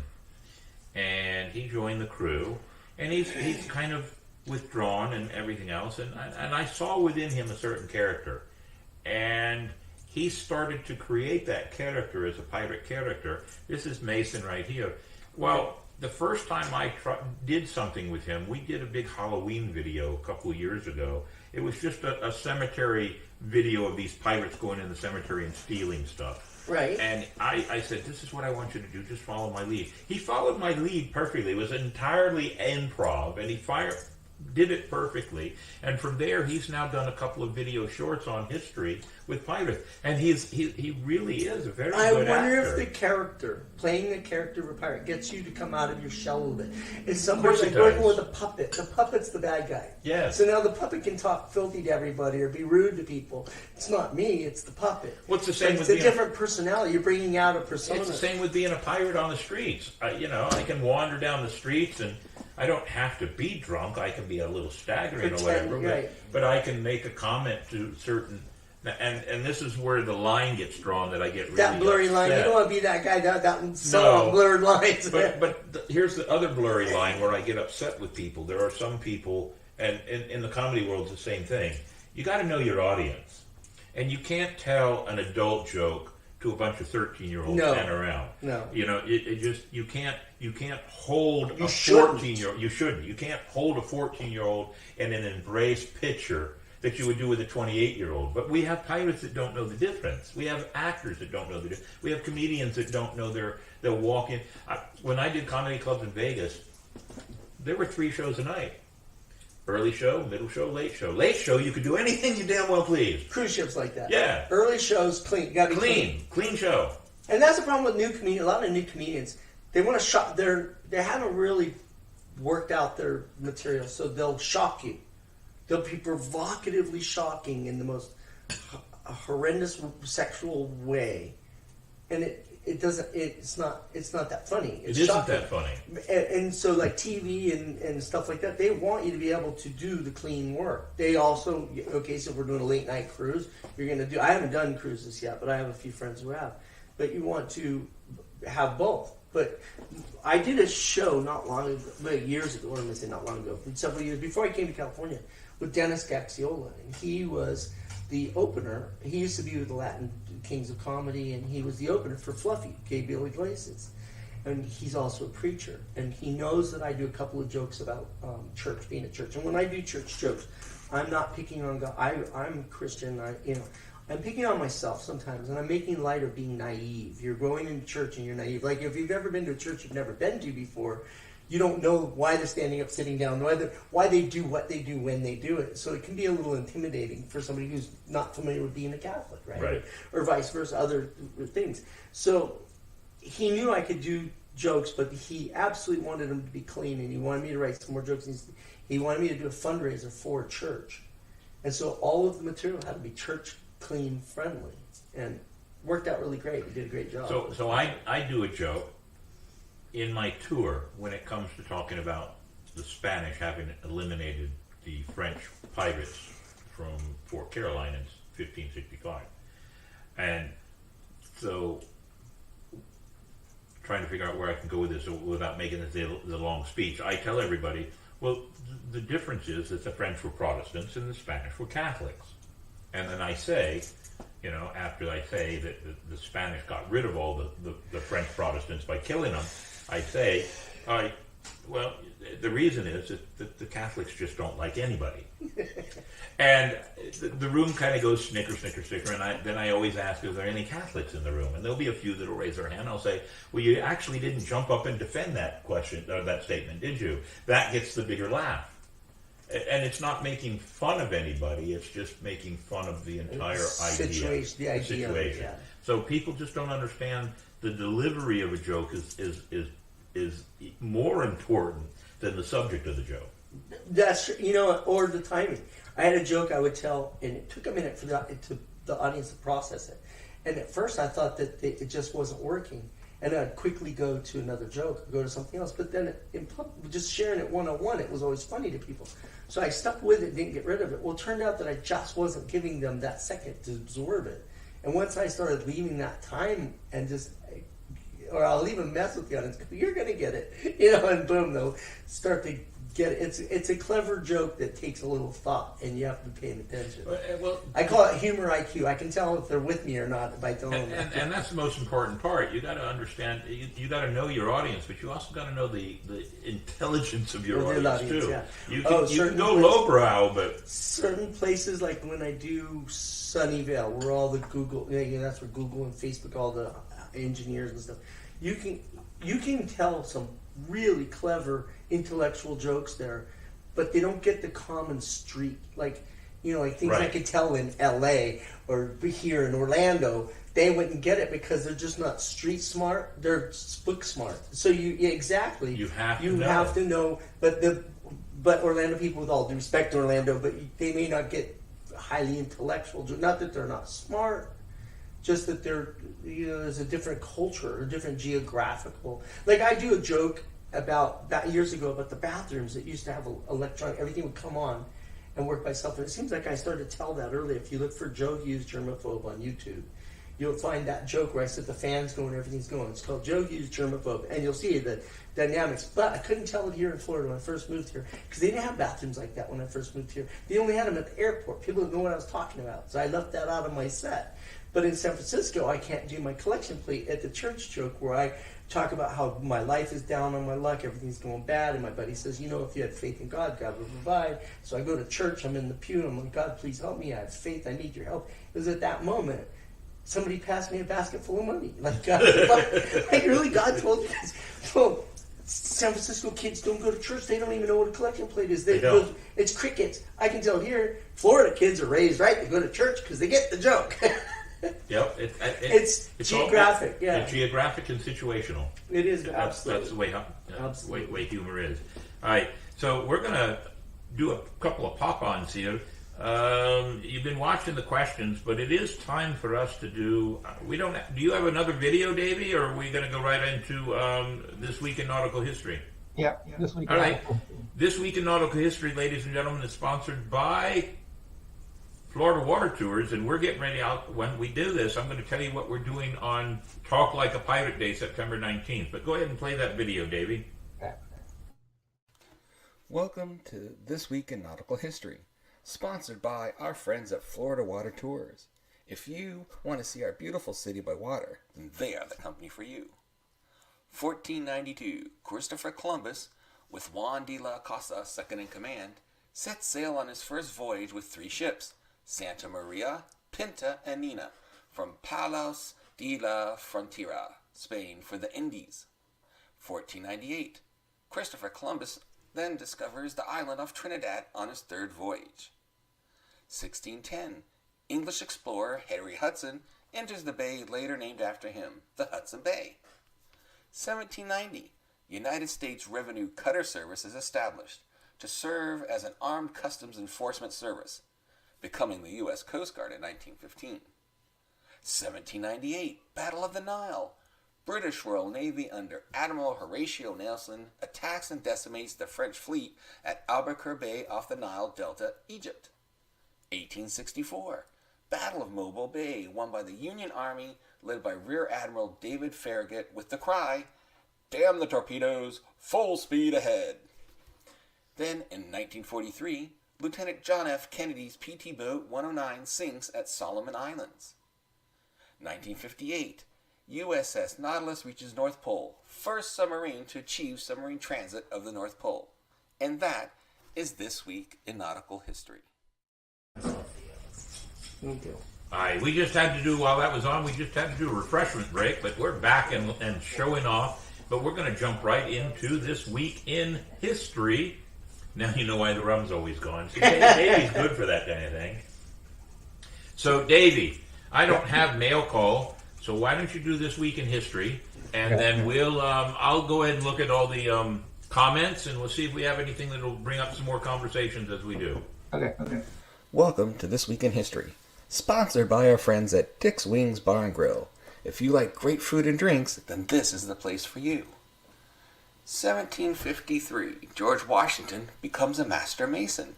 1774, English chemist Joseph Priestley discovers oxygen by isolating it in its gaseous state. Also in 1774, founder of the Shaker movement, Mother Ann Lee arrives in New York. 1782, George Washington creates honorary badge of distinction. 1821, first edition of American magazine, the Saturday Evening Post. 1864, Ulysses S. Grant is named General of the Volunteers. 1911, Harriet Quimby passes her pilot's test and becomes the first U.S. woman to earn an Aero Club of American Aviators certificate. 1924, Little Orphan Annie, comic strip by Harold Gray, is first published in the New York Daily News. 1926, Harry Houdini stays in coffin underwater for 1.5 hours before escaping. 1943, General George S. Patton slaps a U.S. GI in the hospital, accusing him of cowardice. 1957, American Bandstand premieres on network TV ABC. 1958, U.S. first-class postage up to 4 cents. It had been 3 cents for 26 years. 1971, the Sonny and Cher Comedy Hour debuts on CBS TV with comic actor and singer Jimmy Durante as guest. 1991, actress Hedy Lamarr, age 77, is arrested for shoplifting in Florida. And that is This Week in History. I talked about Don Nuts. Yeah, here we are looking at the and making comments here as you're catching us. Doggone it. So I went back all the way, Davey, to the very beginning. I'm looking. I want to say hello and thank you to some of the people that are watching. Zachary Harker, hey, mate, it's good to see you there. Good to see you on our show. Athena, I thank you for the job you did this past weekend. She was out there with us. And Jim is like St. Augustine to us. And he's a faithful watcher over the show and a tour guide. There's Donna Bogus. I'll give you a little secret. Donna is David's wife, so she's watching from another room. Oh, okay. Panama City Beach. Nice. Marissa Weber is from up in the North Carolina. She's a professional mermaid that everybody saw in the pictures. Captain Blackheart from St. Augustine Pirate and Treasure Museum. Angie. Oh no! All right, I've been caught now. Thank you very much. Let's see. And Max, her buddy, that's my dog. Robin Williams is one. We've seen Steve Martin. I don't know why I didn't think of Steve Martin. Steve Martin was good. You know, he's a heck of a banjo player, too. Oh, he's a magician, too. I didn't know that. He's a magician. And, and Donna Bogus puts Don Knotts on there. I got to tell you, Steve Martin, you got to go on and look for the Great Fly Dini. I will do that. The Great Fly Dini. I will do that. That's Steve Martin, and he does it on the Johnny Carson show for the very first time, and he walks out, and the Great Fly Dini, and he's standing there, and his zipper unzips, and a hand comes out and does everything. Well, that's hilarious. We're going through the list here, and somebody said Robin Williams. A good friend of mine was actually good friends with Robin Williams. Stephen Pearl is a good friend of mine, comedian. He's done a number of shows with me and for me. Look at this. Lewis Black, Ian McKellen, which is Gandalf, for those that don't know. Ian was not necessarily a great comedian, but he sure was a dry-witted humorist, that's for sure. Yeah. And then we saw somebody had posted Don Knotts, and then I had mentioned working with Karen Knotts, his daughter. Yeah, it's funny we're seeing this. There's Don Knotts. Donna. Here's another one. Mitch Hedberg. Hedberg loved Mitch. Mitch was what a great comedian he was. He was like brilliantly clever. Who's the guy? Stephen Wright. Stephen Wright. Him and Stephen Wright. Along the same lines. Yeah, Stephen Wright is absolutely brilliant. Yeah. We got Gallagher mentioned. Gallagher passed away recently, actually. Yep, I have a Facebook user watching. We always like to remind people, if you're watching from our Facebook page, it only shows up that you're a Facebook user. If you come onto the show and watch, please put your name in there the first time so we know who we're talking to. Because otherwise we'll have 15 Facebook users, and I think it's just one person. Boy, was I off. It says Facebook user. I thought it was a person that was addicted and was like a heroin, like a Facebook user. It's like, poor guy. No, not at all. And let's see. Christina Kaplan, Zachary Harker, Robin Williams had a place in his heart. We did that one. Davey's ahead of me there. Very good. There's Scarlett Deerhart. I now have 2 swabs in my crew that is an incredible artist. Cool. Let's talk later. I need some help. This is a great way to find extra help and people that want to work together. Scarlett Deerhart is Shiver Me Pictures, one of our sponsors. Oh, nice. And she goes to events and sets up an entire pirate scene and takes the pictures, puts your event on the picture itself, and then mails them to you. Yeah, it's very cool. She's got a great setup going on here. Let's a see. lot of these are pirate. Like you have some of them are pirates. There's a pirate. There's a few that are not pirates. Jim is one of them. I don't know who the Facebook user is. There's another Facebook user saying hi. If I had a Somalian soccer shirt, I could be a modern day pirate. You could. Mr. Gibbs, see another Facebook user says Mr. Gibbs is Captain Jack's sidekick. Not his sidekick. Let's get that job right. He was his quartermaster. That's more important. The quartermaster has control of everything. The captain just looks good.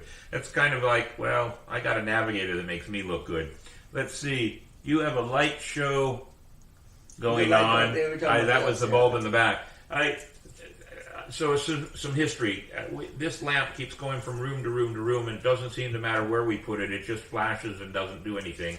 I think it's going in the garbage next. And you know what? Here's the funny part of it. There's a ghost in here that's desperately trying to signal, doing Morse and stuff, and it's like, we're going to throw that lamp away. And he's like, no! I'm trying to contact him. Let's see. No Kmart in St. Augustine. That's true. Watermelon Joke, I saw that one. Clem Cadiddle Hopper, I saw that one. Dorf. That was the name I couldn't remember. Tim Conway did Dorf. Oh, Dorf. Yes. Dorf. I do remember that. And yes. I'm thinking of doing a Dorf character. Oh, who that was would the be hilarious. Dorf, it reminded me of those little mouse, and it was Jackie Gleason used to actually have some funny bits. But there was a guy that played a drunk back then with Jonathan was Foster Brooks. Foster Brooks, hilarious! Oh my God, Miss Kara here met Foster Brooks in Tucson, Arizona, and he loved Foster Brooks. He's hilarious. He was great. And so the Dorf character that I'm thinking about doing will be a pirate on a miniature pirate ship that we'll have to build. Got to see Tim Conway do Dorf, actually. He is hilarious as Dorf. I wanted to do it. I mean, I was at the set. Yeah. I wanted to do Dorf as a magician, too. Do you know the set now? My brother used to film in Studio 26 at Paramount Studios, and I think it's Dr. Phil's set now. Carrie, is it Dr. Phil's set? No. Next door. It's the next one over. Yeah, we have our people in the other room actually paying attention to what we're doing. I could switch cameras because there's another camera, but Kara just said no, so I won't do that. They're our go-to for backup of information. Yeah, let's see, Ransom Mayhem. The last couple of comments were all about art in the school district. It's very important to have art, ladies and gentlemen. Or be the class clown, and you end up like me. That's true. That was my problem. I was a class clown. I will send out a shout out. He's not watching. Sometimes I think he pays attention, but Jim Stafford, who owns Eclipse Studios here in St. Augustine, does a summer camp for kids for music. And we've never figured out a way to bring a pirate into his music camp, but if we ever figure it out, I will do it. But he does a whole lot for the kids to help them develop their music skills. Oh, very cool. And they use the amphitheater and do a concert, and it's wonderful. And even if there's nothing we can do as pirates for everything, but if you ever figure out things what are you saying? The whole audience is pirates. How dare you? Yeah, I know. There isn't anything a pirate can't do. So, ladies and gentlemen, we've done our history of the week and our nautical history of the week. We just did a good last-minute check. We've got some great comments. And we know that we don't always have everybody commenting, but we appreciate everybody commenting and being a part of the show. It's important to us so that we know that we're not just talking to dead air. Like going into a comedy. Wait, am I the dead air? Am I dead air? No. So that gives me a good question for you. What's the smallest audience you've ever had to do in a comedy club? Do you know? I've had comedy club. I've done open mics before that were like literally one person in the audience. Not kidding, but you do the open mics because you're trying to establish a muscle memory, and the more brutal sometimes those mics are, the better thicker skin you get. Because if you need that, you need to be, and you can't just give up like there's nobody there. You got to work that one. If I can make that one person laugh, When I was doing comedy with my good friend T.A. out west, we would refer to some of those jokes or some of those routines, some of those bookings. Those were our hooker jokes or our hooker bookings. Why? Because we're just there and we're going to do our job like we're supposed to, and the audience is going to love us, and we're still going to take the money. Sometimes you know what, when you're like, the open mics don't pay. You do them because you're working like new material. Right. You don't just go. The last thing you want to do, like I would never go, like the show I did in San Jose a few months back. Never would I go on stage with 200 people in the audience and do a whole routine. Like, I'll tell a new joke here or there. Like, if I know the tried and true, I'll try my friends. But you want to work out your set. It's like I said how Karen Knotts would work out her stuff. I was so impressed with the way she worked her stuff.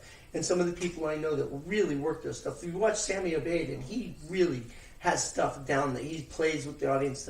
You work your craft. You don't just go on stage and throw it out there. And so you got to work it at an open mic and try it on drunks in a bar. And you know, on a Wednesday night, you're doing it for free. And on Friday night, you're getting paid hundreds of bucks, you know? I like doing comedy clubs, but I haven't done comedy clubs since 2007, 2008 when I did some MC work for Jackie Knight. At the Gypsy Lounge. She's got a new club now. Yeah. She was at, back then it was called Jester's Court. Okay. And then on Sundays I would do a magic show on the afternoon. I've for done families. a few nights with a Gypsy. But it's most everything I do now is corporate. You don't take out. You do your best stuff for corporate because they're paying big money for that. You do your best stuff. No, you got to be clean. You got to be politically correct. Because now I have a friend who's a corporate comedian. Really, and if any of you ever listen, I don't know. Do you guys get Bob and Tom Radio back here?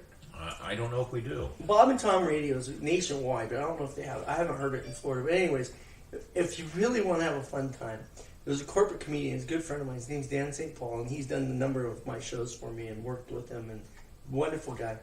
And he does the first ever baseball game with Moses is pitching and Jesus is up. Oh, that would be hilarious. It is hilarious. And the pitcher, Moses, is coming up to pitch, and he's going to teach those runners, thou shalt not steal. Right? And he pitches and he hits Lazarus with the ball. Lazarus is down and dead. He's dead at the plate. Wait, he's back up.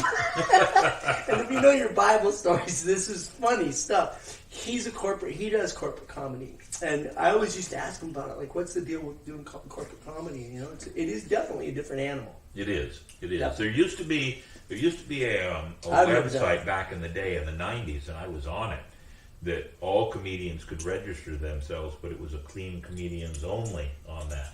And I was registered on it. I can't remember the name of it. I bet if it's still alive, I could go back and see my old comedy club pictures on there. But yeah. I do mostly corporate now, and I do everything. Well, but now, see, there's me and TA. Oh, there you go. Now, that joke right there in that picture, that joke. That's you. That's me. Nice. And that joke in that picture right there, you couldn't do that today. Well, you know what? You can with the, like, if you're doing a duo and your partner is the other gentleman. You're playing, you know, like, depends on how you present it. You know what I mean? Well, but times change, and what perception was okay then isn't okay now. But one of the ways we portrayed our show, and what made our show work so well, was that we were brothers. We really were. We were very close. We still talk. He did my show here. We had a great time. It was a 2-hour show, and we had a great time. And everything we did was because we clicked. Do you know if it's funny and people are enjoying it, you know what the problem is so many people want their viral moment, that if they can call something out and make it, we should hate this, and if everybody jumps on that bandwagon, now it's a viral moment for that person, and everybody's looking for their viral moment to hate something. And it's like, you know, if you're doing something and you're not, in your intentions well-meaning, and that's the thing of comedy, is to make light of situations. It's like situational comedy. You make light of things. You make light of love. Make light of life. You make light of just the stupidness, like the everyday grind of work. So when people get they're angry over it, it's like, what was the person's intention? Like, what was the joke meant as? Was he meant to be cruel, or does he pick on everybody? Is he, like, you need to stop this. We really do. It's like, you gotta stop catering to this mental illness. The world, of everything's bad. Here's an analogy I've used before. The entire world, and let's not use the entire world. Let's just use our country. Let's just use this little room, me and you. Just the two of us. What do you got? It's a pressure cooker. It's a pressure cooker. And that little valve on the top of the pressure cooker, that's your entertainers, your magicians, your comedians, your musicians, that are letting the steam off, letting the pressure off, letting it so that we're not steaming, we're not pressurizing. Look at Chappelle blew his steam, and people are people are getting behind. Like people have had enough, kind of. Well, he's going back on the road. You see that? Good for him. He's going back on the road, and there are now some people calling it his victory tour. Good for him. There was a time when people were calling him crazy. I was always a fan of Dave Chappelle. I'm a bigger fan of Dave Chappelle because of the way he's attached. And I'm not going to use attack, I'm going to use attach. The way he's attached humor to the entire process. My problem is almost all the comedians I really, really adore get too much money, too much fame, and they lose their comedy edge. I remember when Eddie Murphy did it. Eddie Murphy was brilliant. Remember in Saturday Night, I'm Gumby, damn it. He lost his comedy edge when he made all the money. The first, what was that, Hollywood Cop? Or Beverly Hills Cop. Beverly Hills Cop. The next ones all sucked. He lost his edge. Richard Pryor lost his edge. They all lose their edge. They all lose their comedy edge. Kevin Hart, biggest thing since sliced bread, and he's kind of getting... Kevin still kind of has it, but he's on that cusp where he's getting too rich, too famous, and he's kind of losing it. In Kevin's defense, I'll say this. Kevin stepped across those lines, and they pushed him into this idea that he needed to apologize. He should have never apologized. Dave Chappelle did not apologize. No. And that if you're a comedian, you tell these jokes, and somebody says, well, you should apologize. No. Well, now, if you're just racist, if you're just a bad comedian, you have a bad intent towards people, then, beat the person up. But what's their intent? Like I said a moment ago. Are they trying to be lighthearted and make light of a situation, and they didn't mean any harm by it? But you can interpret. Everything's open to interpretation. And comedy's subjective. It's like you might like olives and not pickles, or I might, we like different things. And comedy's like that. Not everybody. I'll tell a joke, and this area of the room will laugh, and that area won't laugh. And this group of certain people are laughing at one joke, and then they're not laughing at another, or vice versa. The really good jokes is when the entire audience laughs at that joke. You got a home run. But the reality is not everybody. No. It's not that it isn't funny. It's that it just doesn't appeal to their... You're not tickling their funny bone. And if anybody wants to understand what we're trying to talk about even more fuller, go on YouTube and then put in Comedy Club hecklers. There's a whole line of comedians that have taped hecklers heckling them. Matt Rife, yeah. Is it right? Yeah.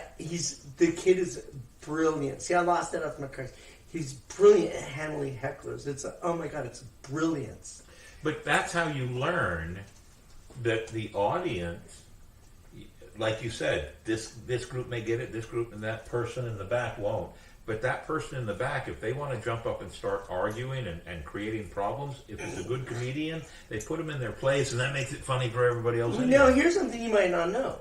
So when you're at a show, and there's 2 or 3 comedians and a headliner, so the 2 or 3 comedians opening only have a certain amount of time. Right. Their openers, they have 5 to 10 minutes, maybe 15 minutes up if they're really good, if they're featured. I featured for Jimmy Walker, I featured for Kabir Singh, Sammy. I've featured for a lot of people. And the flashlights. You typically get about 15 minutes, 12 minutes, 15 minutes. Openers get 7, 10 minutes. And you're on a time schedule, and you have your set worked out. And 7 minutes to the comedian isn't very long. No, it isn't. But if you're a new comedian, a minute is a lifetime because you could be dying up there, and that minute is drug out. But the thing is that we're watching the time, we're trying to do our set, and you have 7 minutes of jokes.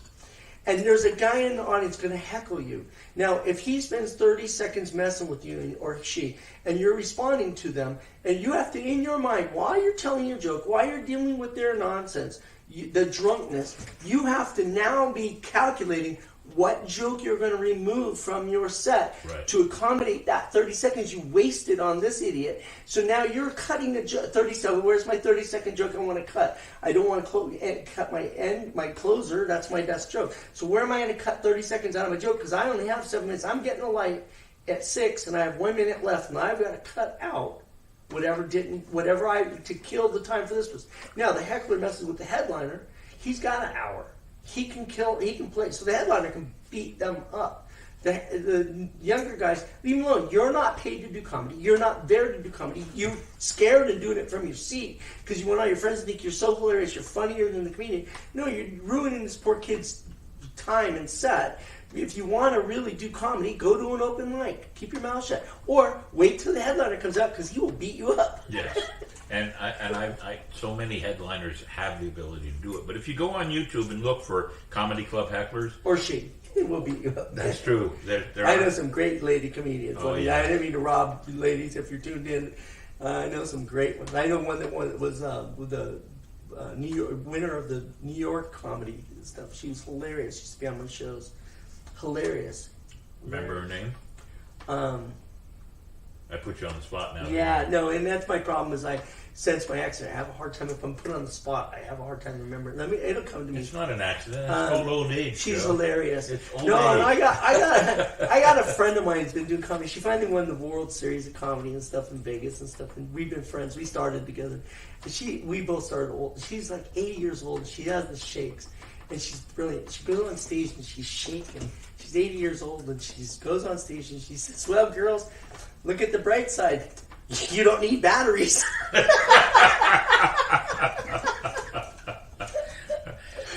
We've lost a lot of great comedians too over the past 5, 6, 7, 8 years. I still find myself going to YouTube and looking for a Panette, wonderful comedian, and a lot of them are clean comedians. Gabriel Iglesias, fluffy. He's not dirty. No. Well, and they can go dirty, but a really good comedian. If you're gonna get a set on TV, if you're gonna do American Got Talent, you're gonna get a set on John. Most of my friends have all done those shows. The funny thing is, the guys I started with, I had events happen. Like there was a year when my dad died. My daughter was diagnosed with precancerous cells. My wife filed for divorce. My best friend killed himself. All these things happened at the same time. Wrecked a motorcycle. That was when I had to have knee surgery. And so you lose your funny. So I took time off, and then I come back, and then I get in a car wreck, and then I go on stage and I can't remember a joke. So again, I take a time out, and so I had to keep restarting and restart. So in 2007, I start comedy. This stuff happens to me. A year later, I'm opening for the Loving Spoonful at a fair. Do you believe in magic? I actually opened for those guys. I had to fill the time between the stage when they broke down the bands and stuff. But yeah, and then later on, we did the show about Welcome Back Kotter on my radio show. We had the writer, producer of the show. We had Lawrence Hilton Jacob, who played Freddie Cooper in Washington. We had all these guys on our show. That the radio show had a lot of great people. So there was a thought that went through my head. Yeah, that happens. I think it it's went out. It's a buzzing sound. It's a wishing sound for me. me. It went right out, and I was going to bring it up, and now I'm trying to remember what it was. Sorry, I do that. So, Welcome Back, Kotter was really the start for John Travolta. I believe it might have been. Yeah, it might have been. And so you watch these comedians, though. We'll switch away from John Travolta. You watch these comedians, and they go through their high points and their low points. I'm sorry, I didn't mean to interrupt you. Go ahead. But that's why I was going with that story. Was all of the friends I started with have made it big in Hollywood, made it big in TV and stuff now. Go on. I'm finished. I didn't mean to interrupt you. Well, I did, and that's what I did. I'm sorry. That's all right. But the I didn't guest finish gets my the show. I'm just a pretty face. Wait, I thought you said I was going to come in. I'd be the pretty face. I'd get extra money for being the dog. Oh wait, I'll pay you at the end here. You'll see. I do have a paycheck for you. Do you know I actually, when I was doing the pirate thing, bought the pirate gear from you. I actually went on eBay and bought all kinds of pirate coins, like silver coins. I have coins. Oh, I have tons of silver coins. So we need to do another pirate event. We have to. We have to. I was going to give it away as prizes to the kids at one of the events. Right. We have to. So, you know what, Davey? We need to do the reveal of the joke of the week. Why couldn't the pirates play cards? Go ahead. Oh, future guest. I'm sorry. See, Davey keeps me up on John everything. Denver's on it. So look, Joe Hughes is tonight. Next week we have Jay Wilson's aerial photography.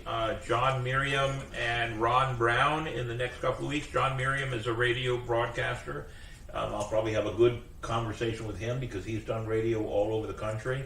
So that'll be a fun one too. Very cool. Ron Brown is a man that makes rum. I have 2 bottles of rum in my... There's a Brown who's a comedian, magician like you here. Yes. Yeah. Now, Ron Brown makes rum, and I have 2 bottles of the rum that he used to make, and I've never opened one of them. We're probably going to open one of them that week. Sheriff Hardwick will be back for his second appearance on August 28th. So it's not just pirates on this show. No. Black Sails Adventures up in North Carolina. We have a surprise special for September 11th. I'm not telling you what it is, but it has something to do with Pirates of the Caribbean. On the September 18th, the night before Talk Like a Pirate Day, we are bringing in people from the West Coast, Tennessee, Louisiana, and Orlando, all streaming in to celebrate Talk Like a Pirate Day. What day is Talk Like a Pirate Day? What's that? What day is it? It's September 19th, actually. Nice. I'll be on a cruise. I'm going to wear my pirate hat. And get So on September 19th, here's a little hint if you're interested. Captain Mayhem has a 37-passenger boat, ship, party boat, to go out on the water on that Tuesday night. I'll be out of town. And if you want to come and hang out with a bunch of pirates, there's a fee, but all the money we raise for the fee goes to charity. And it goes to the Water Warriors charity, and you can find out more. We're doing stuff for the Humane Society. Next week, let's see. Also, the weekend of, it's not on there, the weekend of the 15th, 16th, and 17th, I'm a guest entertainer, a guest celebrity at Ancient City Con. Look at you go. Yeah, I get to do that. But look at the list. We're doing a week of Wicked St. Augustine. Ann Colby is part of a book that when she is that? wrote. Is that towards Halloween? When is October 2nd. Wicked St. Augustine. She wrote a book on the gambling, the hookers, the rum runners, of the history of St. Augustine. It's really interesting. Oh, wow. Actually, believe it or not, if you're curious, I may have an extra book. I'll give it to you tonight. I would love it. Morgan Lanny does ghost tours here in St. Augustine. We're going to talk Jackie about those. Knight's husband does them as well. Yes, I know. Yeah. I know. I'm friends with him He's also. quite good. He used to be a wrestler. He was a wrestler and a stuntman. Yeah. Yes. He's a character. I love him. Look at that. I've got Halloween special, mystery guest, tasting tours of St. Augustine, Dick's Wings Live. We're going to do a live performance, a live podcast at Dick's Wings on November 13th. That's the kickoff for the St. Augustine Swashbucklers Christmas party and the way we make a little bit more money for our charity. I heard that St. Nicholas himself is going to be here on November 27th. That'll be an interesting show. And we'll be doing a Christmas special on the 25th. But look at those dead nights. I don't have anybody. I just sent out some messages to a few people. I have a really wonderful musician here in St. Augustine. I'd love for her to come on the show. Oh, that'd be cool. I hope she'll be here. And this is all the way up to the end of the year. So if you want to be on the show, ladies and gentlemen, I'd love you to be on the show. If you can't be on the show now, we're already starting to book for 2024. It's wonderful that I get so many people that want to be on the show. It would be great if you had like live music. I used to have on my show, I had Erica Sunshine Lee. She wins the awards down in Key West for New Artist of the Year. I had Yes Devil, that plays at Johnny Depp's bedroom. So it'd be awesome if you had some live musicians. Because it's if you had them first. Yes. Then later on, hey, people remember, hey, they make it big.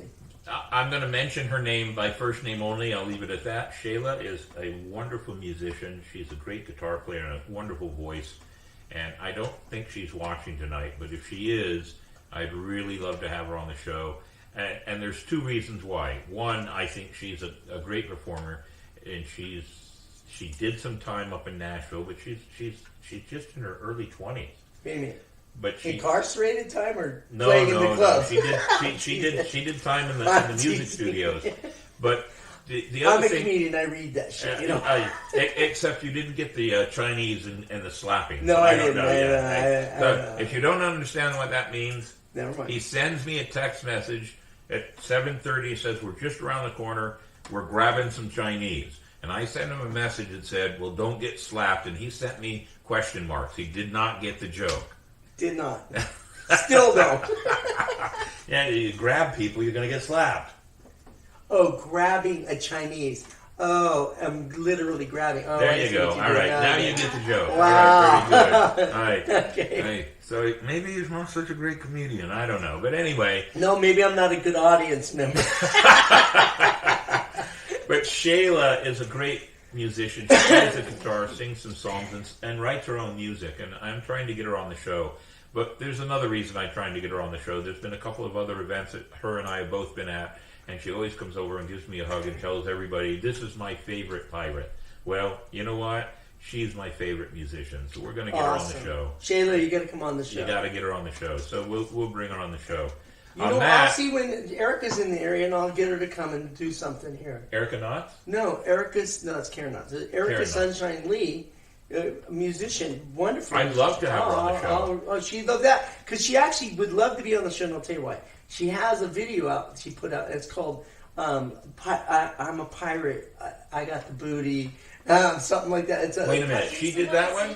That's hers. Yes. Is that her? Yes. So Miss Gina, if she's watching the show, Miss Gina is a friend my of mine. sister crew. Okay. And she is the sister crew that we have. They're all females, and they're belly dancers. And I met them. I met them at the Drift one night. And they do something with sword. They're incredible. Love they are them. wonderful. Yeah. They do a dance routine to that piece of music. You're kidding me? No. Okay, so when we're done here, we got to talk. We have to get. And I'll connect you with Erica. Absolutely. We have friends. Carrie and I have gone and saw her at wineries. She performs down at the Keys. She's been on my radio. She was on my radio show. We've got to get her here. She was on my radio show twice. The first time she did an interview and played live. And then it was so cool that our station manager actually did this Facebook Live thing. And it was the first time that the station actually filmed anything. It was her playing and doing the songs. No, we gotta put her on here. She made the music video where she actually rented a big pirate. Like her sponsors, the rum company paid. So there was a rum company was her sponsor, and they rent. If you watch the video, it's Erica Sunshine Lee, and it's a pirate. I don't know what the name of it is, Booty or whatever. But it's a pirate ship going into the sunset, and I'm a pirate. I got the booty. Yep. So Miss Gina Erica, and her girls. I hope you're tuned in. If not, if you're not, we're going to send this to you. Send this. Yes. We got to bring her in because absolutely. Miss Gina is now Miss. I will say this about Miss Gina. Miss Gina is probably one of the top 50 noted belly dancers in the world. Wow. And she's very, very qualified. So we need to bring them together. We need to bring them together because she uses that song in her routines. Whenever I have her come and be a part of our pirate, Erica might want that to be part of a new video too. Oh God, that'd be cool. Yeah. So she's blowing up, and I'll tell you what's weird is she's big here. She does Nashville and stuff, but big for a person just breaking through. She was in Italy. She's a huge star. I had a friend, my co-host on my show played for the band. He played in the band Insolence. I'm trying to remember the band he played for. They weren't that big here. Insolence, I want to say. He was a drummer for the band. In Japan, they were gigantic. He ended up marrying a Japanese woman. He's happy. Wow. He has a great life. But he was my co-host. We had two co-hosts. I had him and my CNN reporter. And then when he got married, he became a big, huge star in Japan. Then we got a guy who was a big, he knew how to do YouTube and stuff like that when it was all just breaking out, where the viral videos and stuff. And LOL Tiny. The guy was about 7 feet tall and 300 pounds of solid fucking man. And we used to joke about it. And we're finding out that's one of the great things about podcasts. They intermingle, they intersect. This is the perfect example. Somebody that you know that I know somebody that uses that person's music. So we can bring them together. And that's the best part about it. It's like the 6 degrees of Kevin Bacon, right? Oh, yeah. That's what I always say. Like your mother used to say, when you sleep with a partner, you're sleeping with all your partner's partners. I'm like, that means within 6 people, everyone has slept with Kevin Bacon. Sorry. No, I like that one.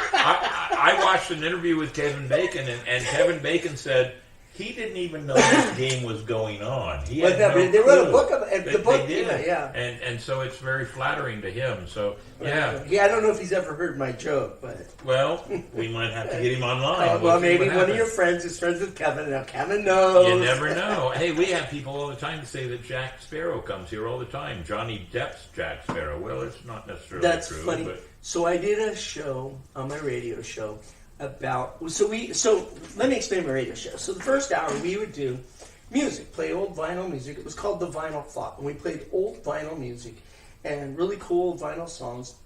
And we would have musicians and actors and comedians come on the show like Freddie Booming Washington. In the first hour, we'd just interview musicians and all kinds of people on the show. We had Jackie Bertoni from Beach Boys and all these. And then the second half, we would do entertainment conspiracies. We didn't want to do Bigfoot and UFOs. Everybody's doing all that shit. We just wanted to narrow it in and focus on entertainment conspiracies.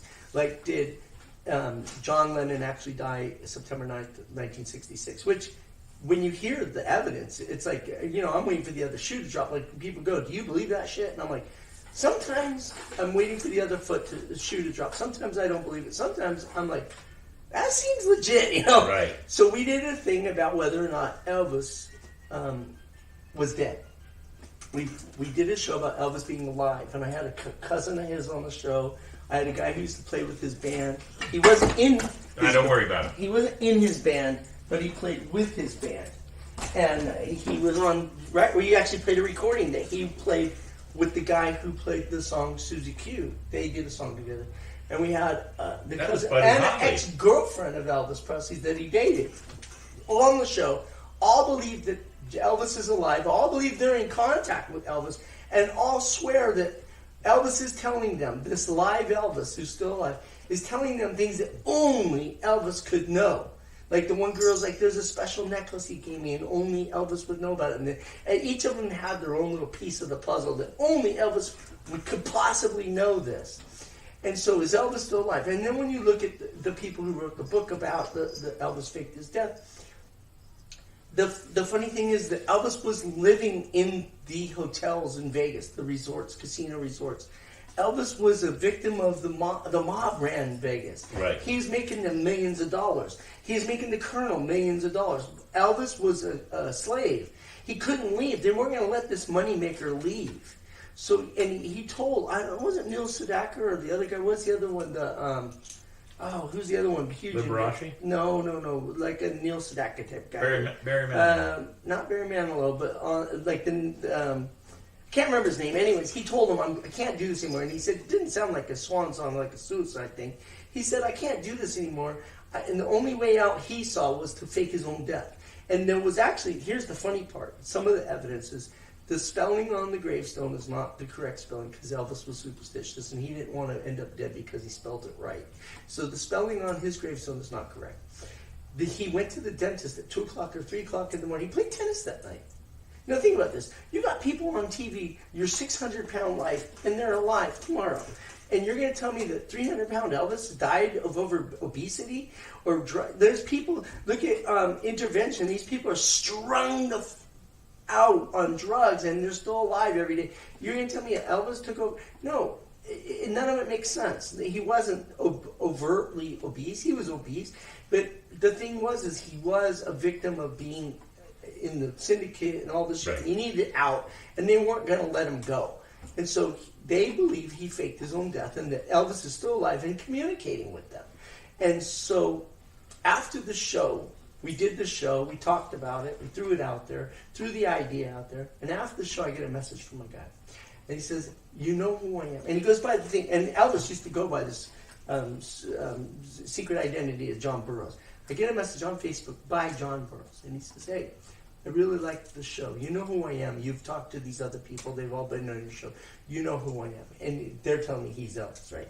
And I'm like, yeah. And I'm playing along. But at the same time, it might be Elvis. I don't know, you know? I'm kind of like, I don't know. I'm kind of wondering, like, is this Elvis? I don't know. So, anyways, he said, I wish you would have touched a little bit more on this topic or a little more on that topic, but it was a right? So then after that, whenever we... Well, you know...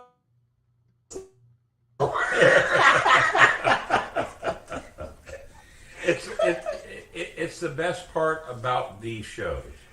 The podcast shows, anybody can listen, and we have a great time with great guests. Elvis, if you're tuning in, hey, he could very well be too. Who knows? One more thing. If you get a message, Elvis, if you're turning in, tuning, yeah.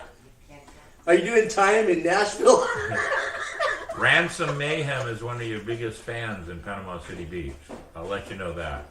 But on that note, Davey, let's do the reveal of Mini Mayhem. Okay.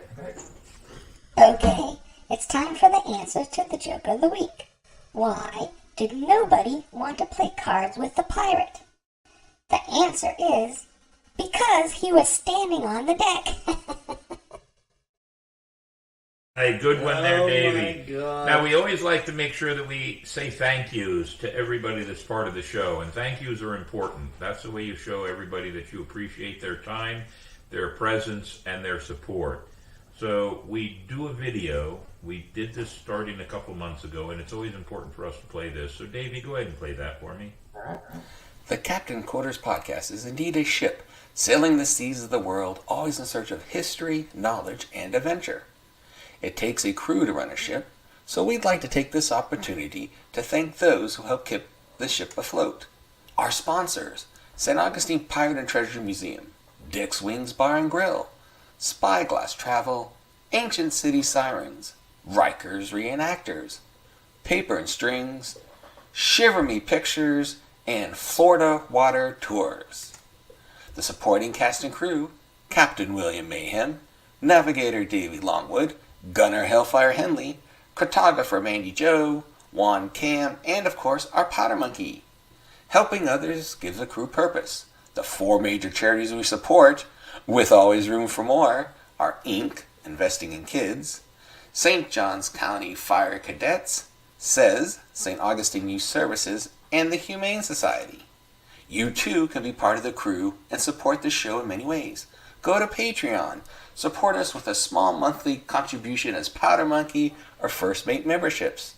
Go to YouTube, hit the like and subscribe button to join our ranks and support the show. Or a single contribution which helps with other expenses of the show. Thank you, it does take a crew.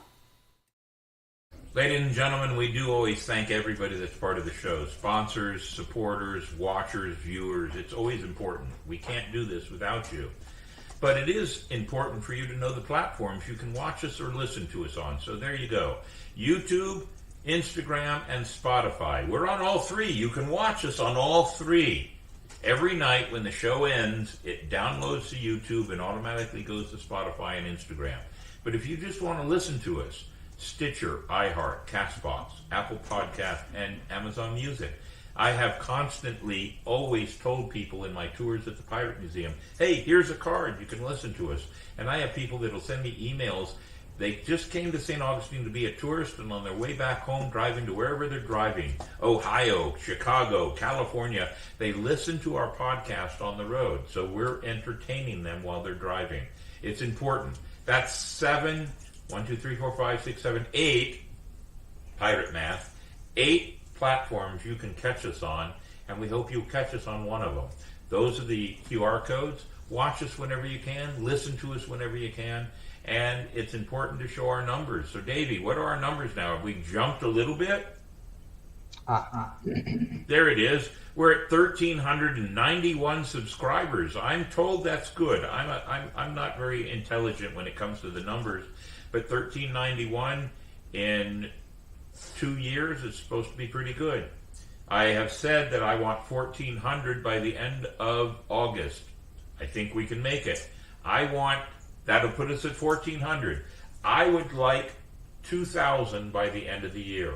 And we're working on a way to take every one of the subscribers, all 2,000 by the end of the year, and putting you in a queue, a bowl, and pulling out one name. And I've got a very special gift to give somebody I'm friends with, and they want to sponsor us, Templar's Choice. They make knives, swords, and axes.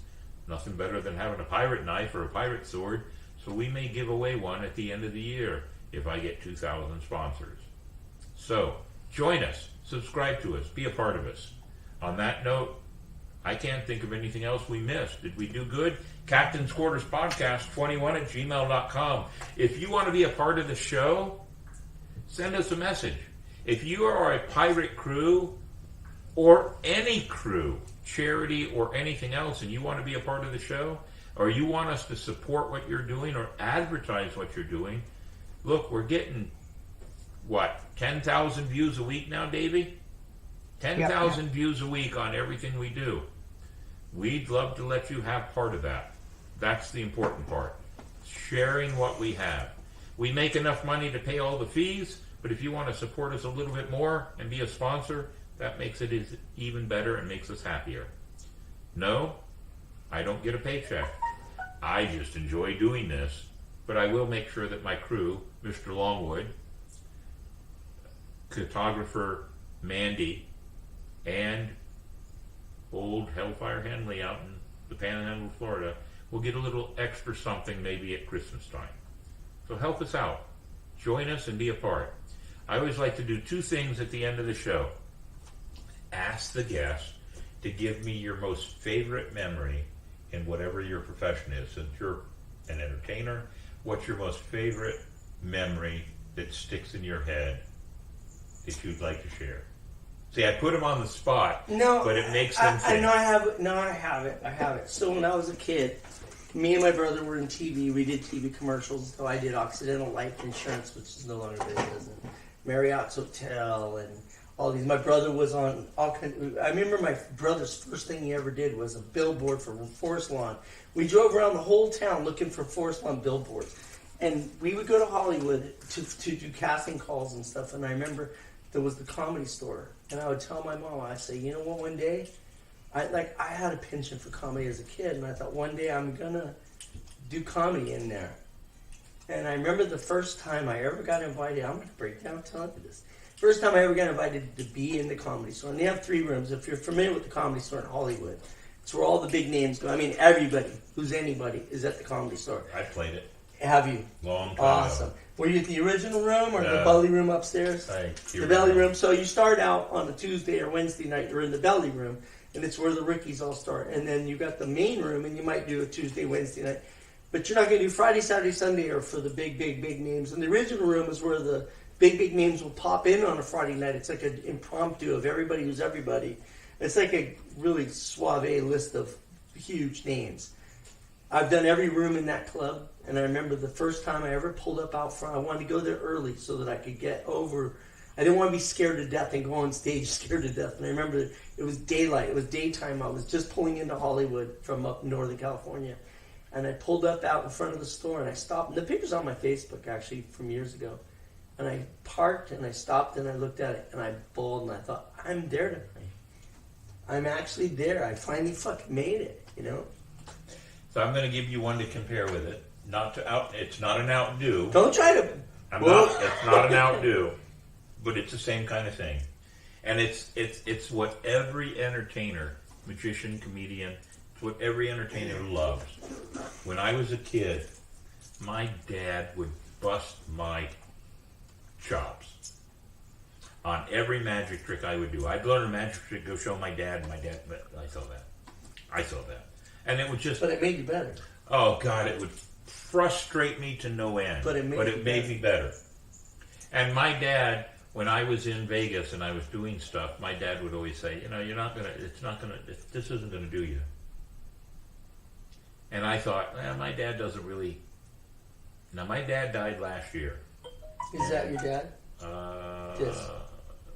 No. Yes. Mine too. Mine's represented. Yeah. You might want to show the audience what I'm pointing to. There's a flag here for U.S. a U.S. military flag folded up for my dad, and his ashes are on the shelf over there. So my dad would bust me all the time, and I thought my dad didn't think a lick about me at all.